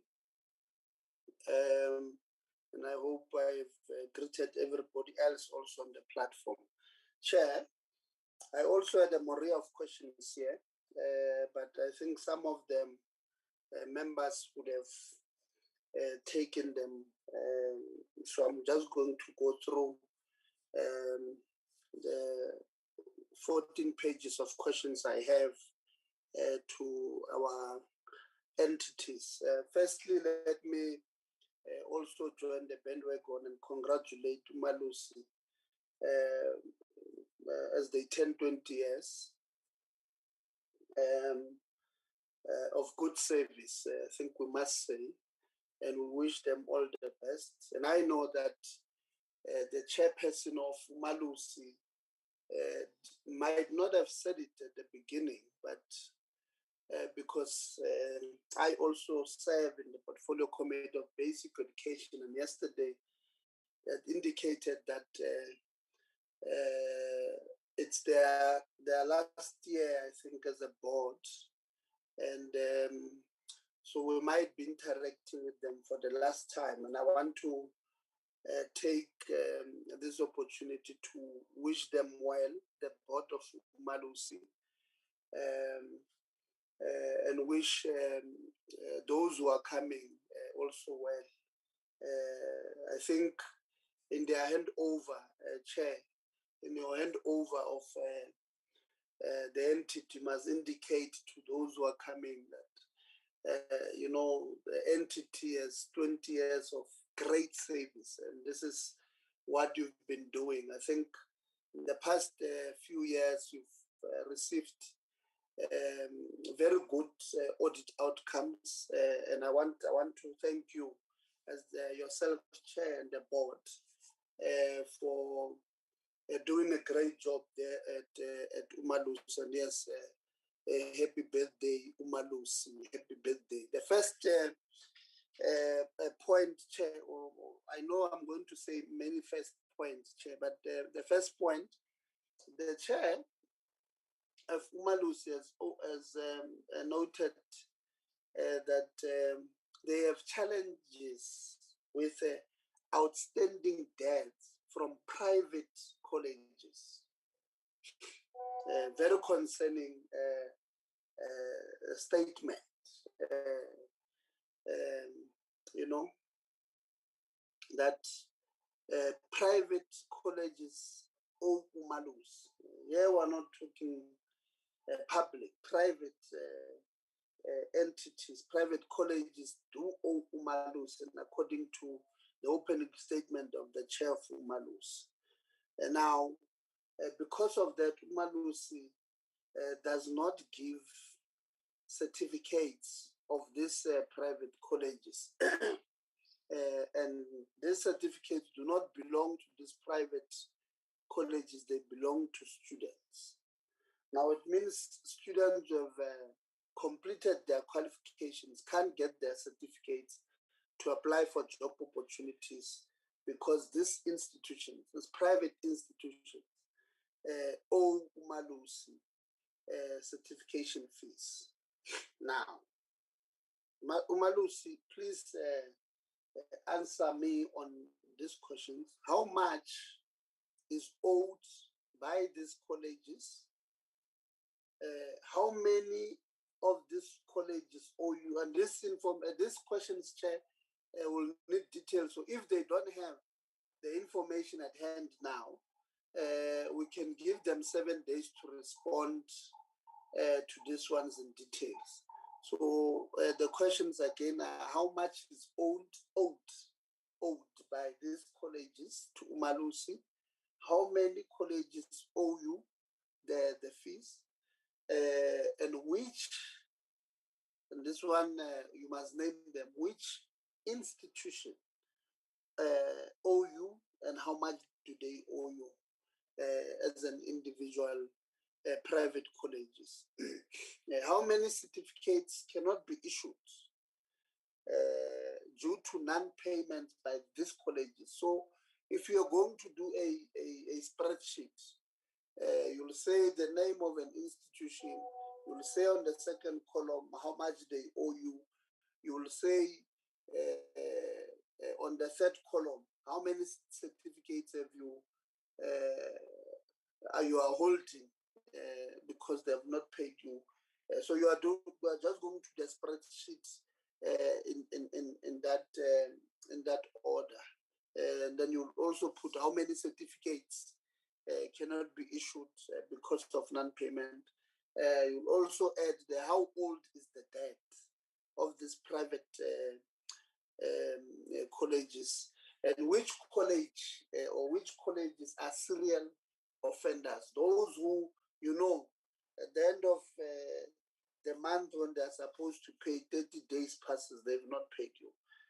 So also give us a list of serial offenders. And then the department on this particular issue, I think the department, you should assist UMALUSI with ensuring that these private colleges comply with the payment of certification fees. And if they don't pay, the department must have a way, DG, of suspending their licenses. They must not, why are they admitting learners or students at the beginning of the year when they're not going to pay fees and they're not going to issue certificates to those who don't owe them?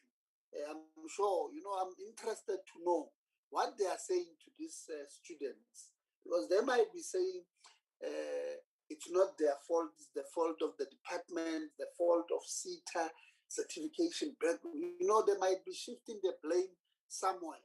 So according to the eyes or to the information that they might be sharing with these students, those in the wrong might be UMALUSI, might be SAQA, might be the department, might be SITA, but themselves. So I think the department, we must have a plan, an intervention plan in helping UMALUSI recover these funds from these private institutions. And then I think I also want to commend, Chair, the numbers that have been given to us here in our quest for day zero, on the certification backlog for day zero. I'm not going to, on my notes, I even included the dates we have, since we have the beginning of the 6th Parliament. We've had meetings with both UMALUSI, SITA, and the department on this thing. But I think I will not go through that. I just want to commend them on the reduction of this thing. We hope that this will contribute positively to the reduction of poverty, unemployment, and inequality, as these students will be able to apply for jobs. And this is what we've always saying all along, that we want day zero because we believe that without these students having their certificates, they are unable to participate in the mainstream, they are unable to apply to participate in the mainstream economy. And therefore, this thing, not releasing certificates, directly adds to the unemployment inequalities and poverty levels of this country. So we want to employ it on the department, UMALUSI and SITA, to ensure that the 1.5% that is still there, or was it 0.5, indeed has been eradicated at all costs, because this is what it means. It means you are giving these people an opportunity to try and participate in the mainstream. And then on quality assurance, the CEO, you have alluded to the investigation and blocking of some results, and I think Dr. K almost asked this question the way I wanted it, but she then asked it differently. So I'm going to ask it this from in my way, that you alluded to the investigation and blocking of some results. Which subjects were affected, and which exam centers were implicated on this one of blocking of results. And UMALUSI, are you confident that our public TVET space or sector is offering quality technical and vocational education and training? Are you confident that they were doing, were offering a quality TVET training there? If not, what are the proposed areas of improvement which you think we can improve there. And I think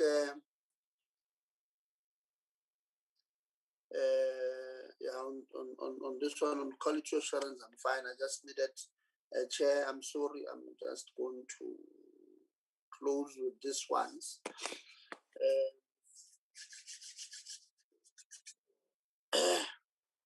On the IT systems at the SITA there, the department and the SITA had indicated that their main problem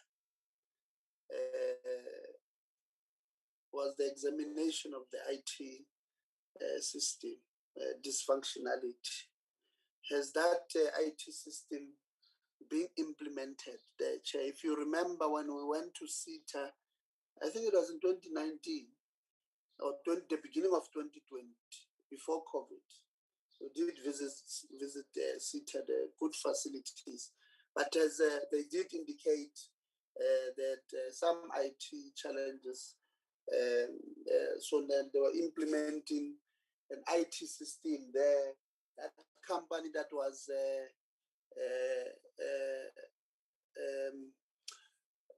given that tender there, there were some challenges. They're taking years to implement and all of that, if you remember this, Chair. So has that new IT system, has it been implemented?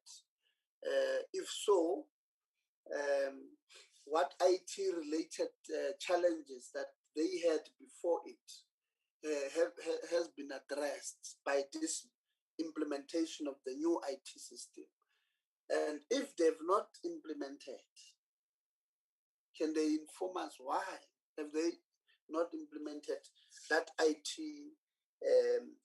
system? I think, Chair, other questions, they fall off because of some colleagues of mine asked them. As I did say, it was 32 pages. I went down to 16 pages, and I decided to ask only 2 pages. So without wasting more time, Chair, let me rest at this point, and good morning to everybody, and happy birthday, UMALUSI. Happy birthday.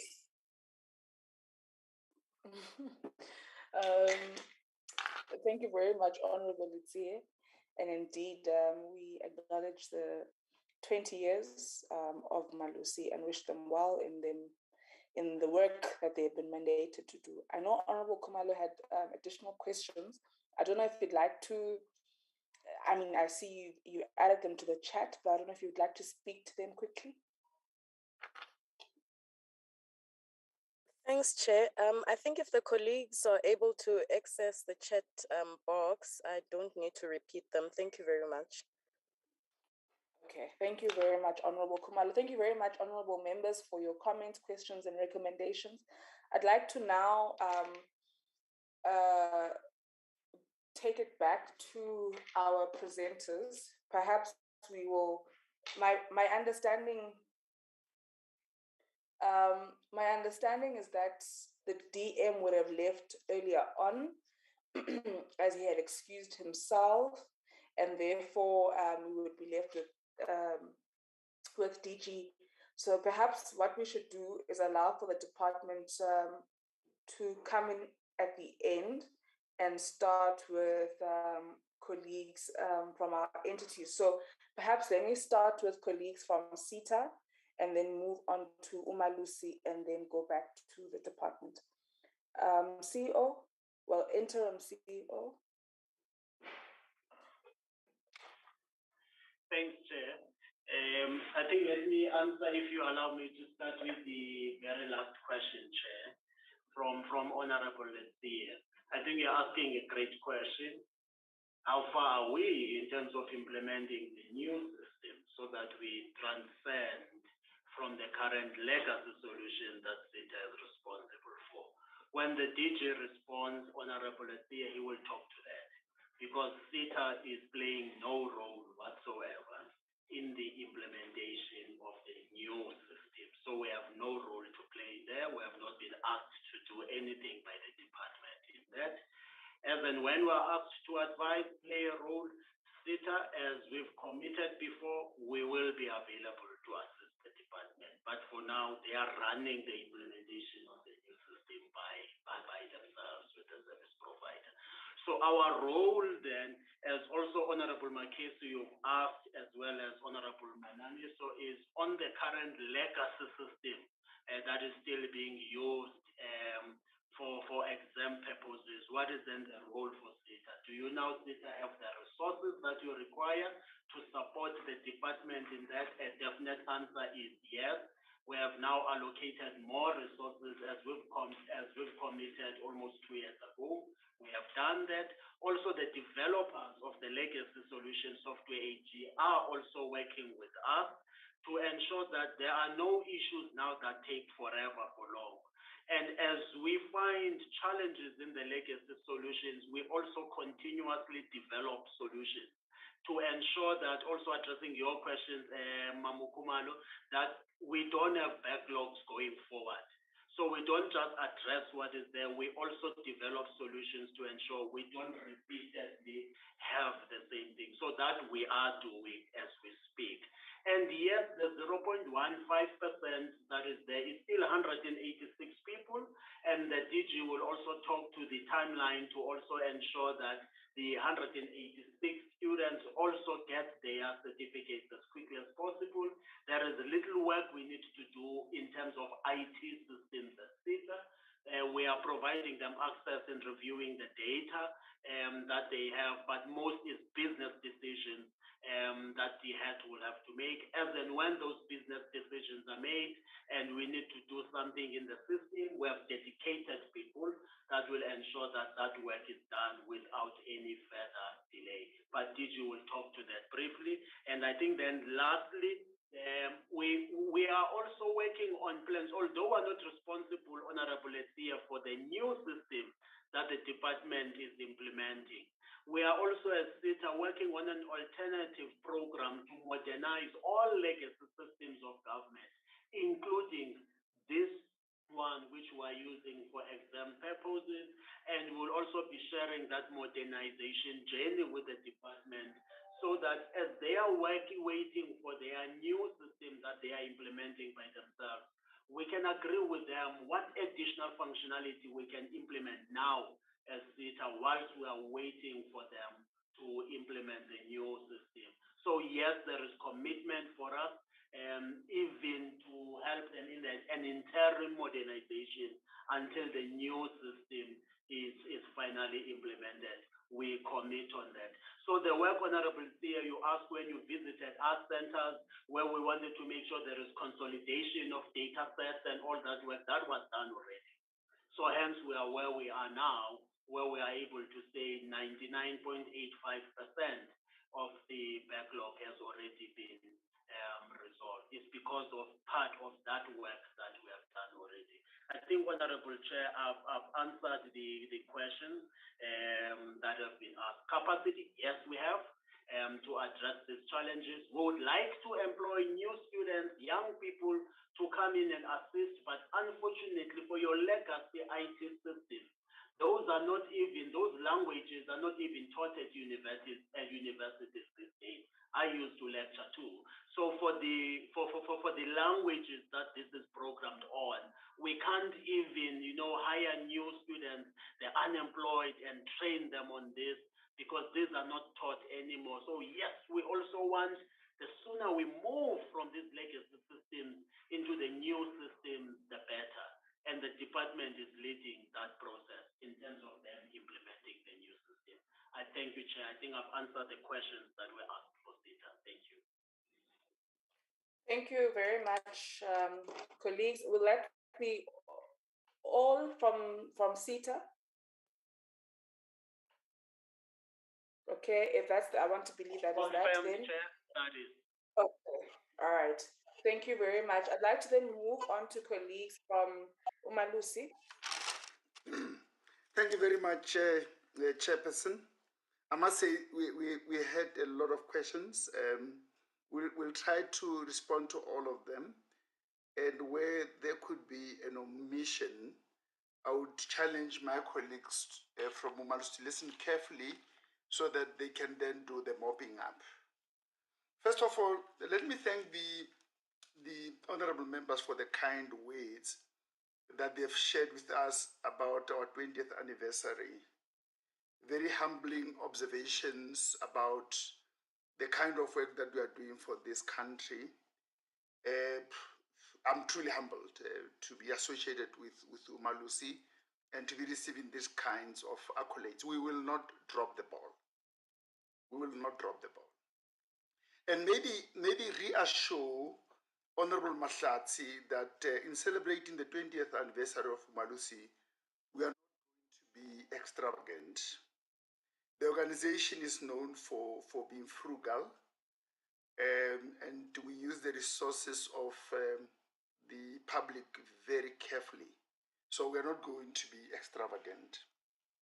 And I may just maybe mention also that DG Sishi at some point, he has a long history, in terms of his relationship with UMALUSI, and at some point he also served in our council, and he knows the kind of work that we do. And also DG Mweli was once our council member. So we also have two DGs who have served in our council previously, in their previous lives. Chairperson, I battled, honestly, to follow what Honorable Mananiso was saying, and I got confused also because her profile on the screen was Koza. So I got confused. But I needless to just mention a lot of things. It is that I struggled to hear her, and I must apologize for that. Where she raised very important points I could pick up here and there, and I would request that where she has questions directed to UMALUSI, she could do that in writing, will respond. But I want to apologize that we could not follow what she was saying. Now, going to Honorable Machezi, thanks for commending us for the attaining 99% in collaboration with the DHET and SITA. And that 1% is 1% too much, because we've got people behind that 1% who are waiting for their certificates, having qualified, who want to go into the world of work and go on with their lives, support their families, get married, raise families, and. So that 1% for us is something that is very close to our hearts. We have to eradicate that 1%. And where UMALUSI is in the value chain, we are at the end of the value chain because we depend on the submission of certification data sets from the department with the help of SITA. So we are at the end of the value chain. We can only issue certificates once we have received data sets. And data sets are received after the examinations are written. You'd observe that we don't issue certificates immediately after approving the results through the chairperson of council. But we wait because there is still a lot of mopping up that the department still has to do. I will mention some of the things that the department has to do. They have to entertain the remarking where the students ask for such, the students who want to view their scripts, and the students who have applied for concessions. And where there are concessions, it could be that the student wrote a wrong paper by mistake, and therefore he has to be credited because it was the fault of the individual. All those things have to be taken into account. Once the data sets are stable, they can then send them to us and say, certify. And I'll come back to what we mean by data sets as asked by Honorable Machesi. Data set information data that is handed to UMALUSI for certification. What do I mean? At the end of the examination process, once they are satisfied that they are happy with everything, they hand this data sets to us. We don't just certify based on the data set submitted. We quality assure it. We check whether that data set is is correct in all respects. Just as an example, the students who wrote at the end of 2021, we have to check that all marks are correct, that they meet the pass requirements where the department says we should certify them. For instance, if a learner does not offer an official language, we'll reject that data set and say, no, this learner. And in rejecting, we give reasons why. We don't just reject. We give reasons why to say, this learner can't be certified for these reasons. And then where the data set is correct, we certify. The examinations that were written last year, we are only beginning to certify now.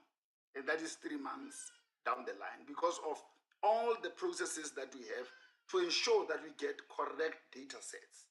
And even after getting correct data sets from the department, still quality assured to say it meets the requirements in all respects, because that will then affect the currency of the qualification if we don't do that kind of check. Having said that, the rejection, I think, of the data, we have indicated why it is rejected. Let me go to why we don't quality assure N1 and N2. UMALUSI, as a quality council at national level, we only quality assure qualifications at exit point. N1 and N2 are not at exit point. And then we are limited up to NQF level 4. NQF level 4. NQF level 4, and then anything beyond NQF level 4, which is 5, 6, 7, up to 8, is done by the QC2O. As a result, NATED 4, 5, 6 are quality assured, not by UMALUSI, but by the Quality Council for Trades and Occupations. When it comes to the question raised by Honorable Khumalo, I'll refer you to slide number 73 of Dr. Dliwayo's presentation to say, what is our quality assurance role? We said, once question papers have been said, we moderate them. That's what we do. That's the value add of UMALUSI as a quality assurance body.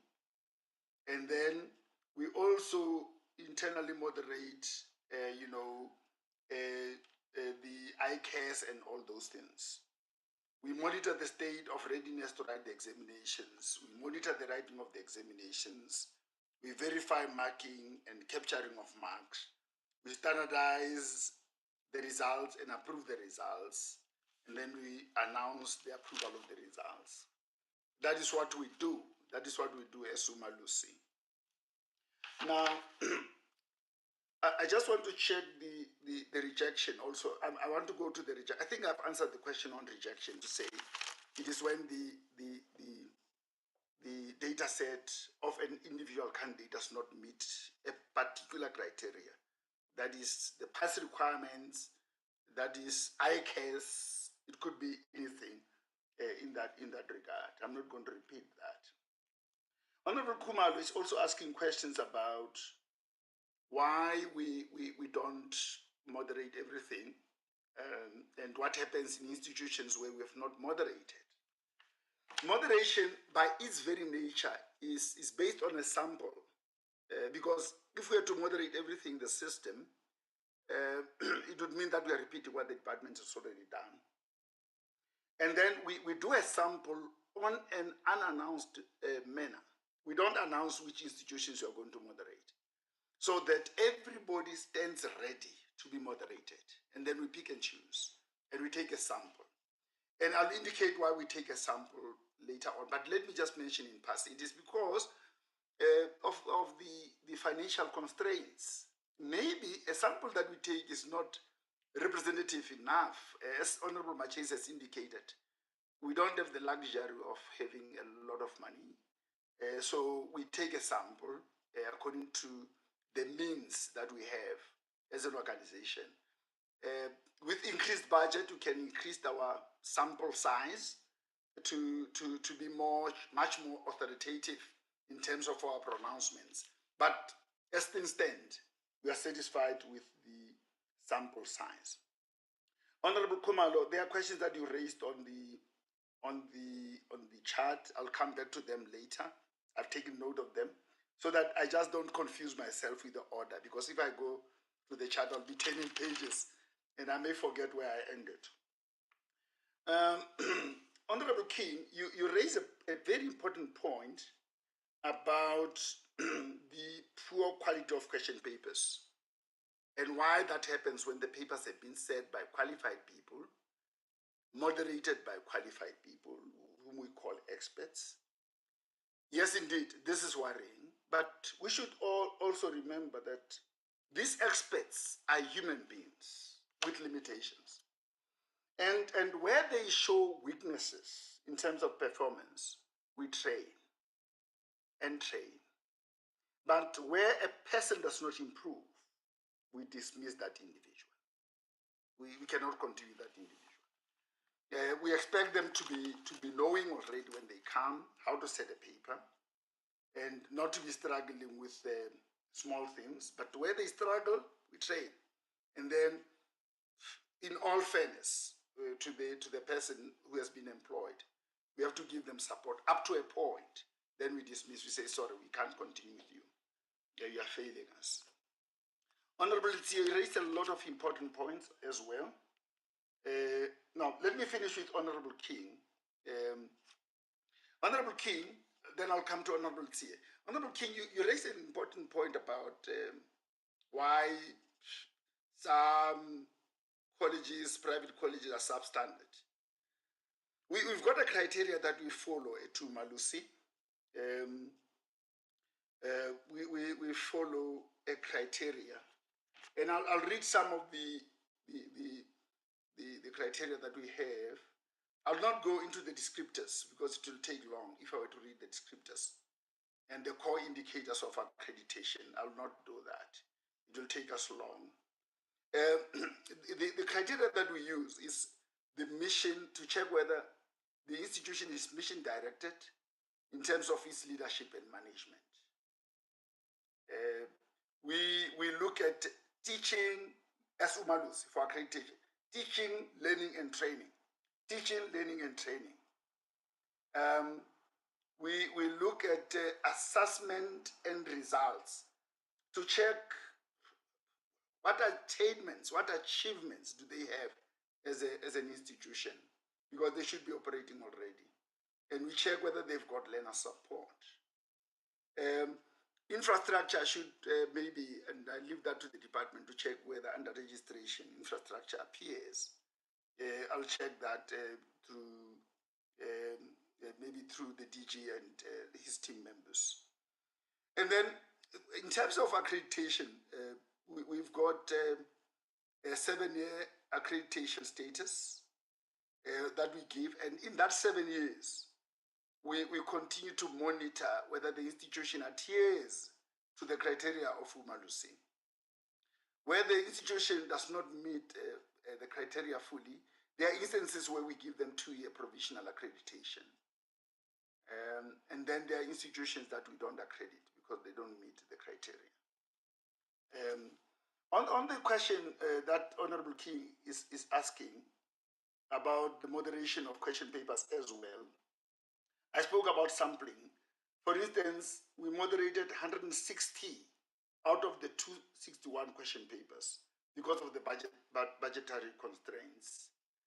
In terms of monitoring and moderation of ICAS, we include institutions that were found to be non-compliant in the previous examination cycle, so that even as we choose our sample, we check the weaknesses of the system. Colleagues, in case I leave anything, I said you should mop up. Honorable Tia, you asked questions about what Prof. Volming said in relation to people who owe us, how much they owe us, how many certificates are outstanding, who are the serial offenders. We are not able to provide that information now. The CFO is not here. And even if the CFO was here, we're going to struggle to give that information. My recollection is that that information was given to this portfolio committee previously, but we'll give it again so that it will then be the updated kind of information in terms of where we are now. I'm not sure, I think it was under the leadership of the previous chairperson. We will give that information within the next 7 days. Also, with regard to the blocked results, why they've been blocked, the subjects, the examination centers, Dr. Dluayo and Ms. Zodom Dimakwani will assist that within 7 days we provide the details with regards to that information. Now, Honorability is asking whether the public TVET colleges are really giving quality at their institutions. Honorability, I want to attest to the quality that is provided at our colleges, public colleges. That at the point where we issue a certificate, as UMALUSI, as a quality assurance body, it is a stamp of approval for the work that the student has mastered, the knowledge that the student has, and we can stand by that. We can vouch for that. We are satisfied that we are giving South Africa what it deserves. So, by extension, we are saying the work that is done at the TVET colleges is quality work. Honorable Khumalo, I said I'll come back to you. Yes, indeed. We have to prevent regressing back to the 30%, 20%, 10% backlog. We have to agree that DHET, SITA, and UMALUSI have to continue comparing notes, meeting and comparing notes. We should not be complacent and say we have now reached 99%, we're no more going to meet. Because like that 1% that we spoke about earlier on, there will be a quick turnaround if we meet in that way. And also UMALUSI has put measures in place with regards to certification to say, of the students who registered, how many have been certified and how many have not been certified. That is what we call in our own lingua at UMALUSI completeness test. To, that lists outstanding records. So in that way, we are able to say, no, colleagues, these students wrote, we have certified so many, but so many have not been certified. Can you just indicate what you said? That is the completeness test that you spoke about, that I spoke about earlier on. The question is raised by Honorable Kumal on the chat as to whether UMALUSI has got any monitoring role and assessment policies of institutions. Yes and no, Honorable Khumalo. No, where it concerns internal examinations for non-exit levels. Non-exit levels that we don't certify. Yes, we look at assessment policies at exit level qualifications because we are going to issue certificates. So it is yes and no in that sense. At this time, I'm going to allow Mr. Sibanda Zodo to indicate who of their officials in the meeting would want to add, where I might have omitted something. Because it was a red race on my side, keeping pace with the honorable members as they were asking questions. We thank the honorable members for the questions that have been raised. Zodwa, anything from your side?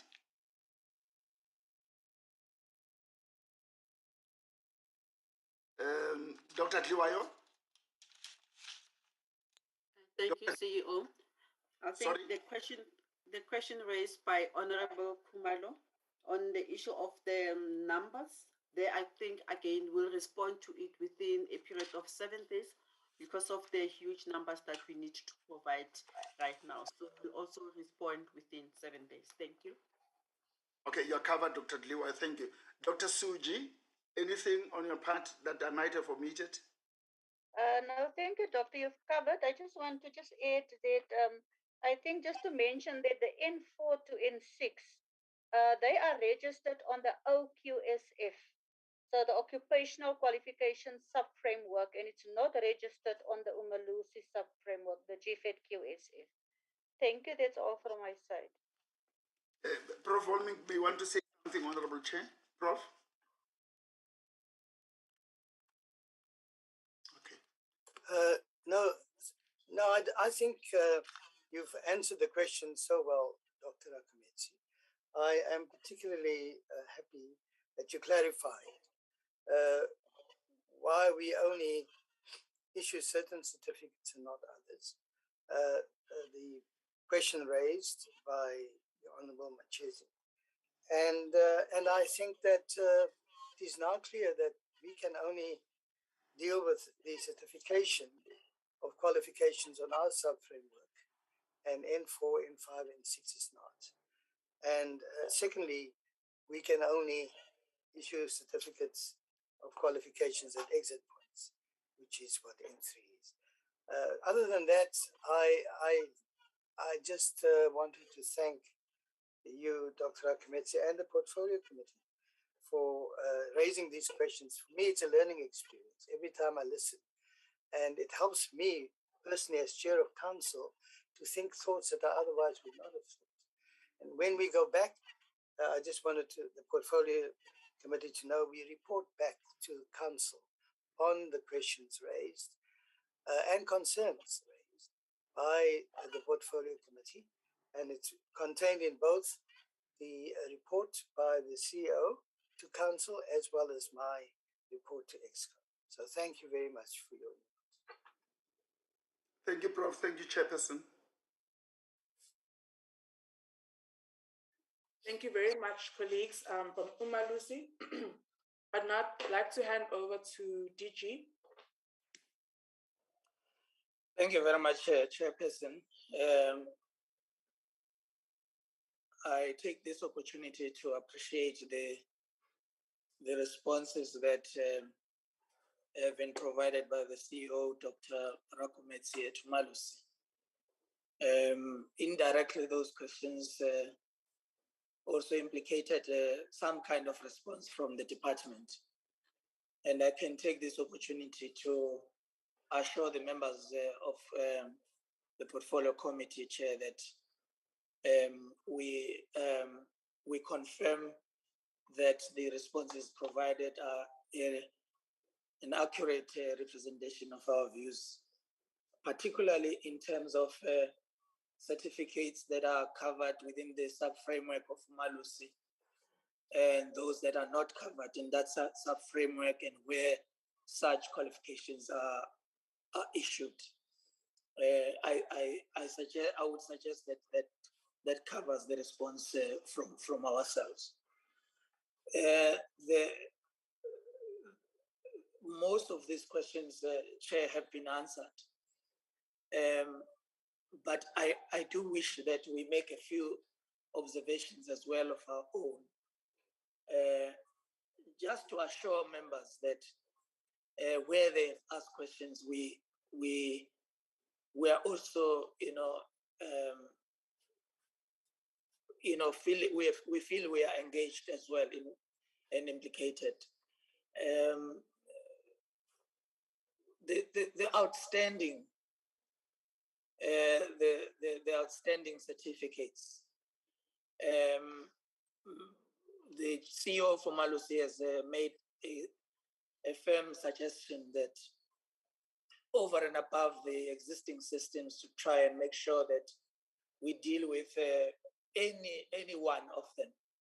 There are regular meetings that needs to take place between our teams. I think we can assure the members that would be done so that we are able to deal with the issues which are associated with the outstanding certification. I thought it was also important for us to show our unhappiness that it has taken this long to reach this point where at least close to 100% of certificates have been issued. I think that in the response of UMALUSI also it was indicated the processes that needs to be followed in dealing with those outstanding certificates. And another question around the system itself. What are we doing to make sure that going forward the system is the integrity of the system assures us that we shall not have problems of the nature that has been reported in the past. We have previously reported on the progress with regards to this, and there are legal issues that the department is currently dealing with, which have delayed us in finalizing the systemic improvements, but we're working on that as well to making sure that we depart completely from the legacy systems that may have given us challenges that we have. I wish to take this opportunity as well to give my colleagues, the DDGs that are here, Mr. Sam Zungu in particular, just a chance to chair, if you agree, to pick up if there are any other issues that may not have been covered in the responses that are provided. Thank you, Chair. DDG Zungu. Thank you, Honorable Chair, and greetings to you and greetings to honorable members, the Deputy Minister, the DG, and the colleagues from the other entities. Chair, I think most of the questions from honorable members have been addressed extensively. I think one would probably note some of the recommendations that have been made, particularly from Honorable Mananiso in terms of the action plan that we'll have to work on based on slide 10 that we provided, but also the issue around the communication of the the progress that have been made as per slide 9 of our presentation. And I think indeed, Honorable Mananiso, it is a good story to tell. I think a lot of progress has been made in this regard, and also what the CEO of UMALUSI was saying, we shall then be able to guard against any regression that might arise so that we are not finding ourselves relaxed that we've now achieved and therefore relax. So I think we are going to be working on that. I think, Honorable Chair, that those will just be my comments. Thank you very much for the opportunity, DG.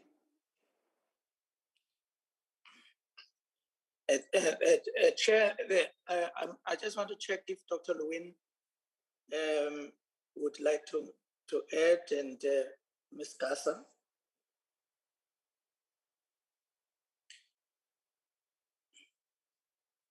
From our side then, in that regard, Chair, we are covered, and we would like to take this opportunity to thank you for providing us with the opportunity to engage on these issues. We have learned a lot from what the colleagues have had to say, and it is clear to us that as much as work has been done and progress has been noted, we will not be happy until we have completely, eradicated the old inefficient systems and implemented the new systems that are aligned to the options that are provided to us with new technological innovations of the new industrial revolution.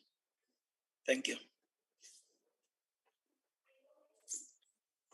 Thank you very much, DG, and to all the colleagues who have made their responses. Honorability, I'd like to believe that is a legacy hand, so I'll just move right along. Would like to begin by noting colleagues who have committed to sending various data sets and detailed information in writing. And we really implore on colleagues to commit to, having sent those within 7 days, 7 working days.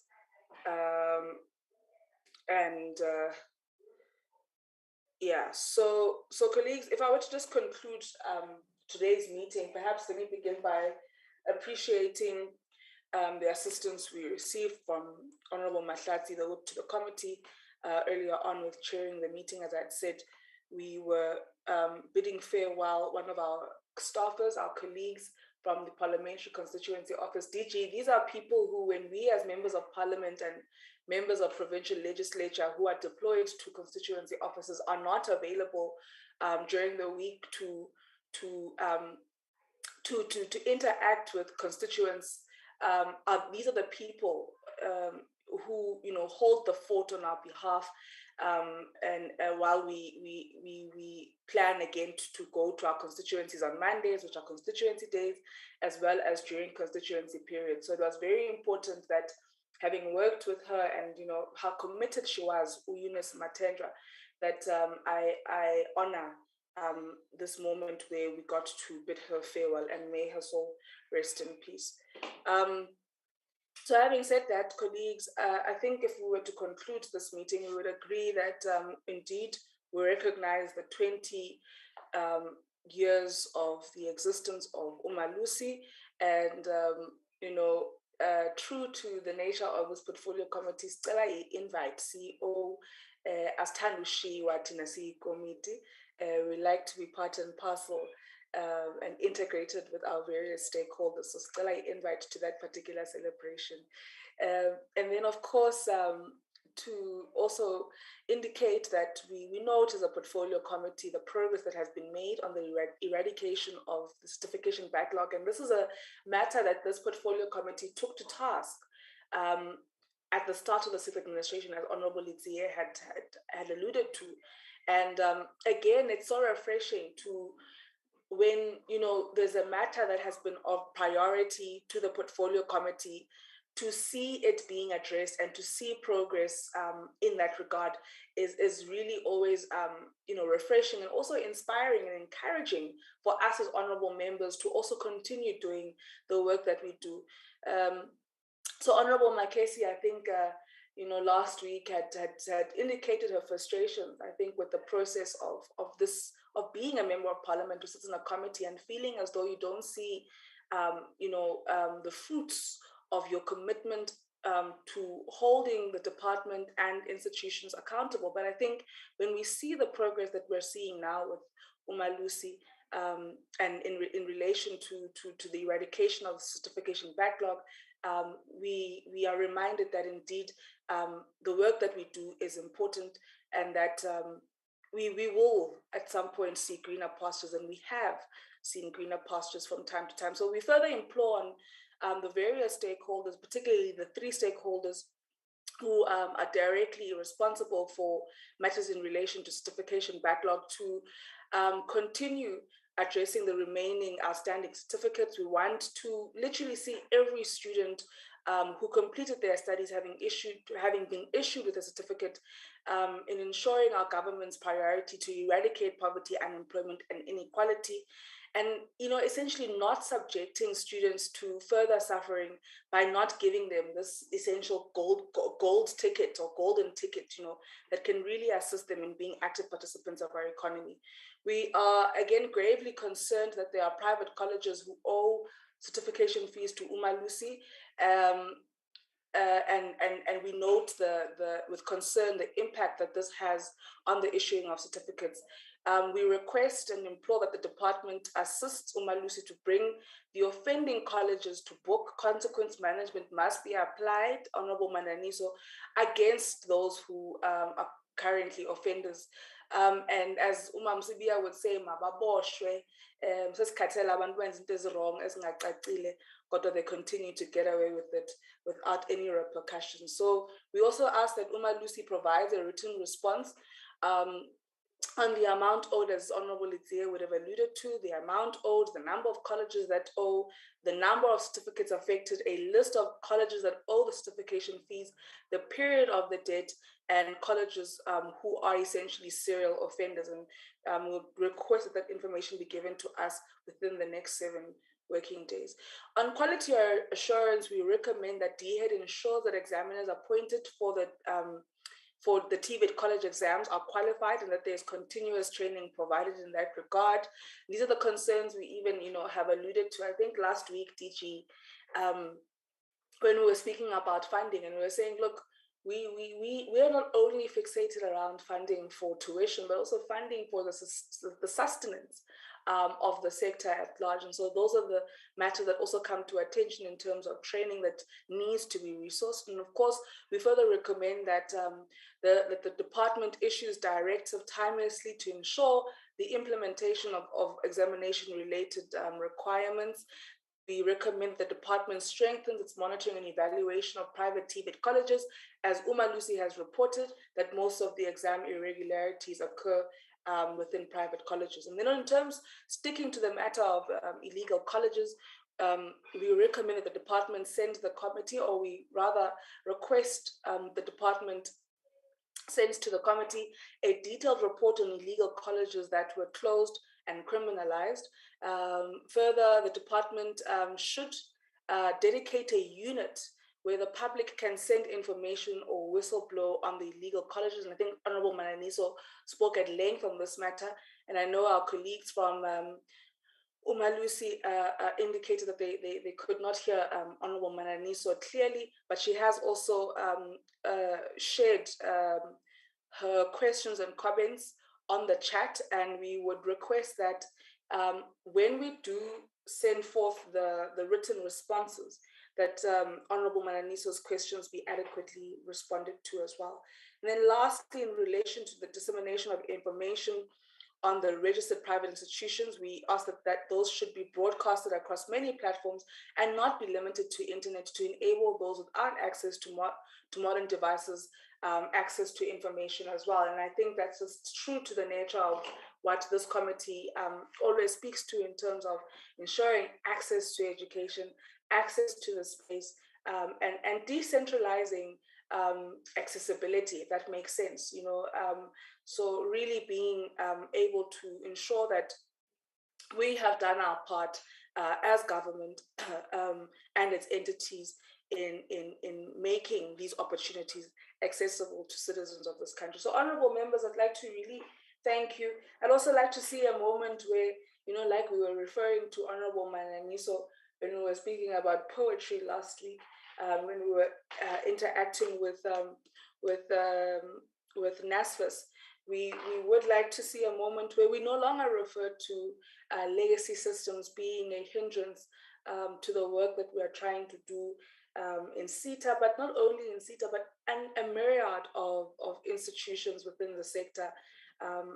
So at some point we would like to have addressed issues in relation to legacy systems. In fact, this matter of legacy systems, I think I was first brought to its understanding on this matter in relation to certification backlog.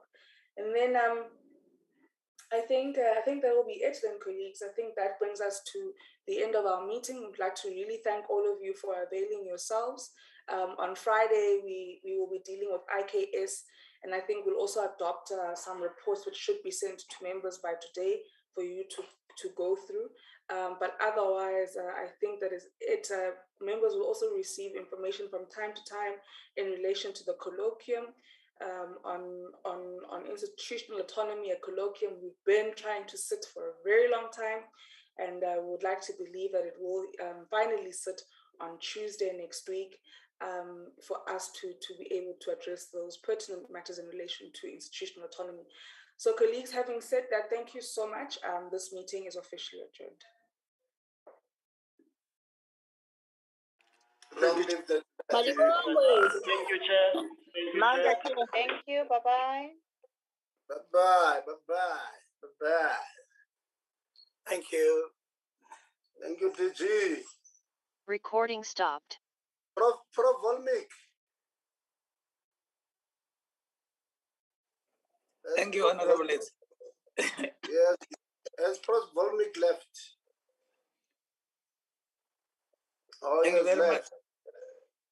Thank you very much, Honorable. Thank you very much. I wish them well in their endeavors after they've left UMALUSI. They've done a good job, those colleagues there.